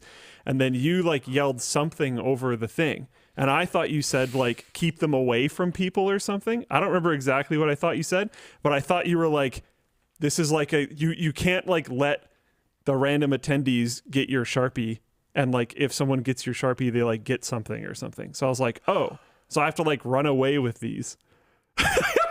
Which is not at all what he said, but I thought it was what he said. So I just started running around. It was more of like a collect the Pokemon thing. People were supposed to try to get signatures in all the colors or something like that. What I thought was going on was they were supposed to collect the Sharpies. And I remember being like, this is really stupid, but okay. Yeah. And it makes sense because that wasn't what was going on. But yeah, communication during that event was a huge problem. Yeah. So we can do better. We have done better. It's been 4 years since we did better. Hopefully we remember how to do better. Hopefully we're not just like, I forget how to do this. Let's start from scratch. No, they assure me it's going to be really good. I think it'll be good. I've been less involved in the lead up to it though. So I don't actually know that, but I do trust the team that's working on it. If it was as good as last time, would you be happy? Honestly, yeah. If you'd asked me that right after LTX 19, I'd have said no. I expect it to be bigger and better. But given the momentum that we lost in 4 years, if it's on par, then we'll come back stronger 2024 and we can set our sights on that. Yeah. Yeah, makes sense. Okay, and we're nearing the end of the time here, but we got a lot more to get through. Companies are currently not liable for abandoning software support for physical items. Oh God. Sorry, I want to interject something. I wasn't the only person that misinterpreted that way. While you were talking, random fans started trying to grab the Sharpies from my hands. And then I remember being mad at you at the end. I was like, why did you give away the Sharpies? We don't have more of those. Like, if we want to continue to have people collect the thing. Yeah. And I was like, what the And I had red marks all up and down my arms because people were like clawing at me trying to get them and stuff. Hilarious. It was quite the racket. Sorry, keep going. Oh, that's okay. Here, we'll broadcast it. Companies are currently not liable for abandoning software support for physical items. Would you support legislation requiring manufacturers to state their best supported until date on products? No, what I really want is for them to have to hand it over to some other steward if they're not going to support it anymore. That just needs to be how it works. I don't think that's ever going to happen. So I guess this would be something, but I just don't want stuff to end up e-waste if it's still working. That should be unacceptable to everyone involved. Since you've dabbled in making tools like screwdrivers, have you considered making tools for firefighters or paramedics? I carry a screwdriver in my bunker gear pockets and I love it. Larger tools are common. Yeah, we'd consider making other tools. We have 100,000 shafts from the original manufacturer for the screwdriver that don't meet our screwdriver shaft quality standards. So they are effectively garbage. Just metal tubes. We have 100,000 of them. So we are trying to find some use for them. My. Without consulting me, they asked for them to be shipped to us. So I paid freight over the ocean for 100,000 metal shafts. It's less than you would think. They weren't airshipped or anything. Okay. They came on a boat. Yeah. Very slow boat. And we've got some ideas. The idea that I pitched first was we make something called a fail wrench. So if you can dodge $100,000 loss, then you can dodge a fail wrench. You know, like so we just melt them and just make like a stupid, crappy adjustable wrench. And the team was like, "No, we can't do that. It'll take forever to make it to your standard." I'm like, "No, it's a fail wrench. Yeah. It doesn't have to be to my It's standard." like trash. Just make it like a bonus bin item. Yeah. Buy a shirt, get a wrench. Not free shipping. Shirt weighs 200 grams, wrench weighs 5 pounds. One of the ideas we're working That's a on. big wrench. One of the ideas we're working on now is turning them into a fail pen. So doing Okay, like that makes a sense. bolt action style thing. We'd have to get the ergonomics right though, and one of the reasons that they're not deemed acceptable is that the knurling kind of sucks. But what sucks about it is that it's not deep enough, so it might actually be okay for a pen. Yeah, there's some other ideas for things we could melt them down into, but like I don't remember what the question was. Have we thought of making more tools? Yeah, we're gonna make more tools. I give you my guarantee, but we're probably going to be mostly focused on tech tools just because that's where the bulk Makes of our sense. audience is. Yeah. Linus, you mentioned you don't buy games day one, but did you pick up Tears of the Kingdom, and will you be playing it this weekend? Side note, Luke needs to play Breath of the Wild already. I don't think he does. You don't think I do? I mean, unless you really like to. I had fun with it. It was a playing game. So I know when I'm going to play it next. I know exactly when I'm going to play it next. Because I'm going on a plane soon. It's not in my bag, but I do have it. I thought so. Yeah. But I'm not going to play it on my Switch. Yeah. My copy that I bought is just because I know I'm going to pirate it. Yeah. I don't want my save data Yeah. on a Switch. Yeah. That's not unreasonable. And I'm not paying for Nintendo Online forever just to be able to back up my save game. That's ridiculous. I don't accept it. I'm sorry. I consider this to be ethical piracy. So yeah, I've already downloaded it, but I haven't actually like applied all the patches and 60 FPS mod and blah blah blah blah blah blah blah. So I'm gonna play it on the ROG Ally. Yeah. Breath of the Wild runs really good on the Ally. That's pretty sweet. And I'm expecting, because it's designed for the same hardware and Breath of the Wild was already at the limits of what it could do, that Tears of the Kingdom probably isn't going to be much more demanding than Breath of the Wild. And what's great about all of this is I can take that same save game and I can play it on my projector off of my PC, or I can play it on the Ally, or I can play it wherever, and I can keep my save game. It's going to be awesome. I won't get to keep my horses, though, but I don't really care because it's been like 3 years since I've touched Breath of the Wild, 3 or 4, so I don't even remember my horse's name or what it looks like, so makes no difference to me. Shout out to the newlyweds, I and RC. His best man name dropped LTTstore.com during his speech. Hey! And I just had nice. to share the moment. Happy Friday. Heck yeah. Thanks for letting us know. Nice. I don't think I have seen weekly Floatplane exclusives on LMG clips in a while. What happened to it? Is that over? Did not attract people to Floatplane? Oh, it's not over, but it was never intended to be weekly. It was going to be sometimes we'll try it and see When how it we works feel as like a it. promotional mechanism, and it works great. Okay, and we are now done with our curated, so let's go through some of these potentials. Rapid fire if you can. Would LTT be willing What, to do you want to release... go home or something? No, well, I want you to be protected from the ire of Yvonne. What, do you want to go home? Is that We've had this discussion, Linus. I will stay here till Monday.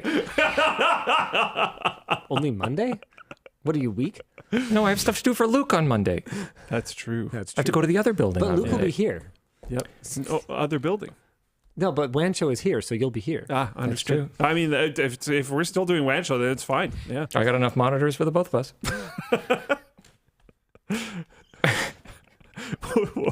What was the question? I don't know.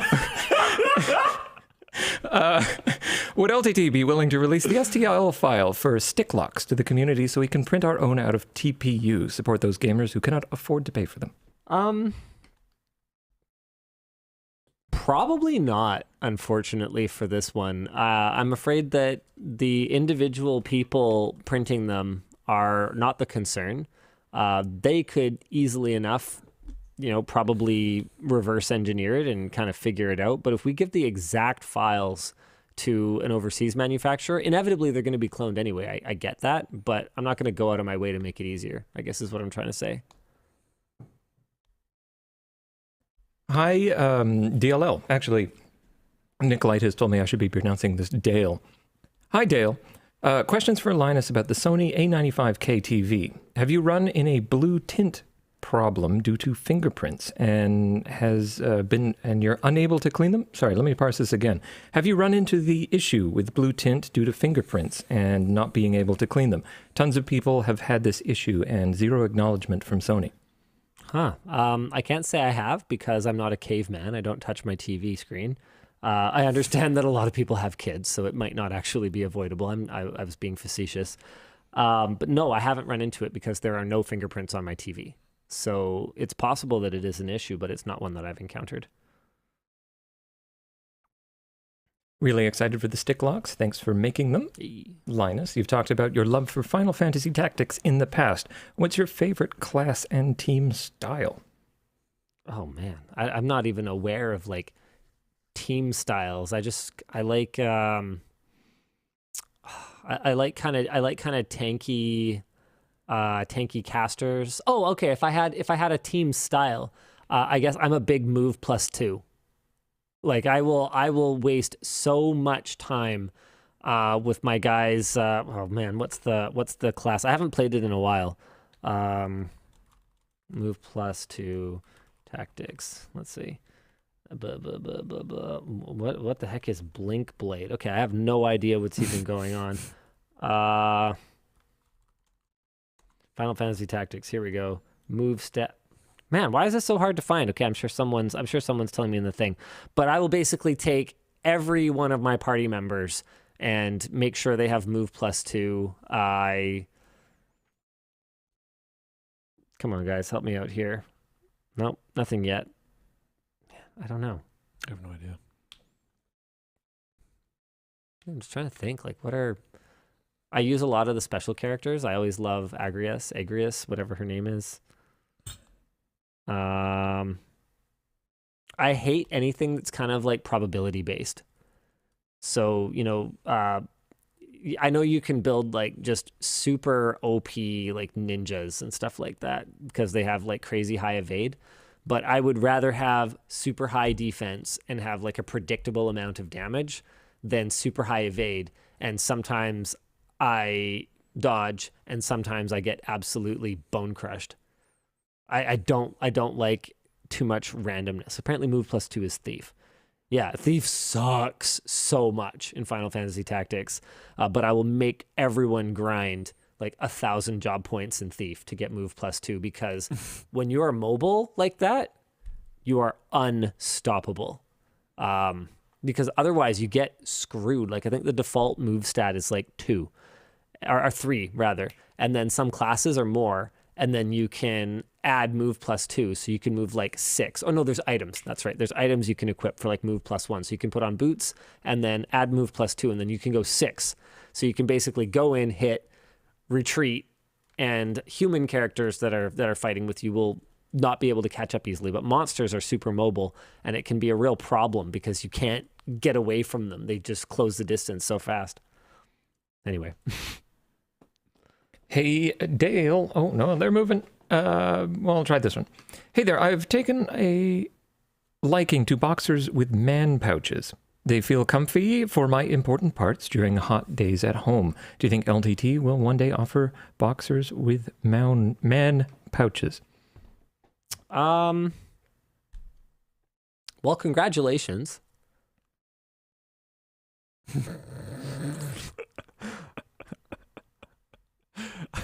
I honestly was reading that whole time. All I got from what you said was man pouches, and then he just said congratulations. So whatever happened was funny. I almost said mounches at the last one. Fumbled that. I don't know. We get a was lot going of on? really great feedback on the comfort of the boxer briefs as they are. I think we're more likely to do more styles and less likely to do new bodies for them. Ergonomics. Yeah, for the time being. I have a 3D. Let's see. Yeah, this is kind of in the same 3D printing realm. I have a 3D printer and would love to make use of it. With all the products you're rolling out, would you consider a line of 3D downloadable models relating to electronics or cable management? No, I don't think so. It's just one of those things where I think there's stuff that we've released in the past or something. I think our CPU holders are out there, but we're not going to charge for that. Like if it's something that you can 3D print, then why don't you just 3D print it? And there's a huge community out there that's designing 3D printable stuff. Like, go do your thing. The reason that you should buy Sticklocks instead of just 3D printing them is because 3D printing is not the be-all and end-all of manufacturing. And in this case, these are, I forget if they're pressure mold, or there's two different ways that you can do injection molding for a part like this. And we did one of them. I can't remember which. And the reason was that it gets the composition just right, allows you to customize the material. Like there's a whole science, to materials. It's called material science. Oh, wow. Yeah, I know, right? So for us, the products that we make and sell are going to be ones that do require more complex manufacturing, at least at scale, right? And if you guys want to make your own thing and 3D print them, then yeah, you should. That's awesome. It's freaking amazing. But it's a different thing, and I don't think we would sell that. Hi, Dale. I love my new LTT backpack. Compliments to Sarah and everyone in the Creator Warehouse. Great job. Will the LTT backpack hold the upcoming Framework 16? Yeah, it should be fine. I'd have to double check for sure, but it should be fine. Compression molded, says Tynan, who is apparently watching WAN Show right now. Yes, these are compression molded, not injection molded. Thank you, Tynan. Hi, DLL. I notice in LinusMediaGroup.com, the team doesn't show Luke there. Is that because he is Floatplane, or has his change in role mean he is still separate from the main company? Also, I'm not reading the rest of that. Yeah, continue. Mostly just laziness, I think. Yeah. Originally, that was the reason, but then Creator Warehouse became a thing, and people that work under Creator Warehouse are on there. So a bunch of years after that happened, someone pointed that out because I've never really cared, to be honest. And we were like, oh, well, we'll fix that eventually. And we will fix that eventually. People keep on offering to take headshots of just me, but my current thing is well, if I'm going on, all my people should probably go on. So what'll probably happen is at one of the events, either Christmas party or LTX or something, when all of the remotes kind of come in, we'll probably do a bunch of headshots and then do them all at the same time so that we all go up together or something like that. I don't know. But yeah. Hey, DLL, love the content. Have been following since about 2011. Out of curiosity, how many of the Floatplane users still have the OG $3 tier? I could figure this out. I don't know the number off the top of my head, but it's quite a few. A lot of people that subscribed back then are just still here. It's pretty cool. Sick. Yeah. And I think the last one we have for tonight. Hello, future me. What interesting things have you experienced when supplying or acquiring different products? Restock of pajama pants when? I don't know about the restock, but here was an interesting thing. Our t-shirts for LTX, our initial sample that I approved, and the top of production sample that we got, very different materials. Oh. Yeah, so we think a supplier might have switched subcontractors on us. Oh. So we are deeply worried about LTX t-shirts. They're either going to be less comfortable than we expected. To be clear, they're not awful, but they're not up to our usual shirt standard.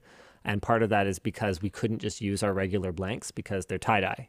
And tie-dye, you can't have synthetic materials. It's got to be cotton. Got it. So they're either going to be less comfortable than our usual standard, or they will not exist at this point, because I don't know if you noticed, but we're getting pretty close. Yeah, it's not that far away. Yeah, so I'm very unhappy. There, that's the most recent me very unhappy, big surprise merch moment. I think that's it. hey, we'll see you again next week. Same bad time, same bad channel. Bye.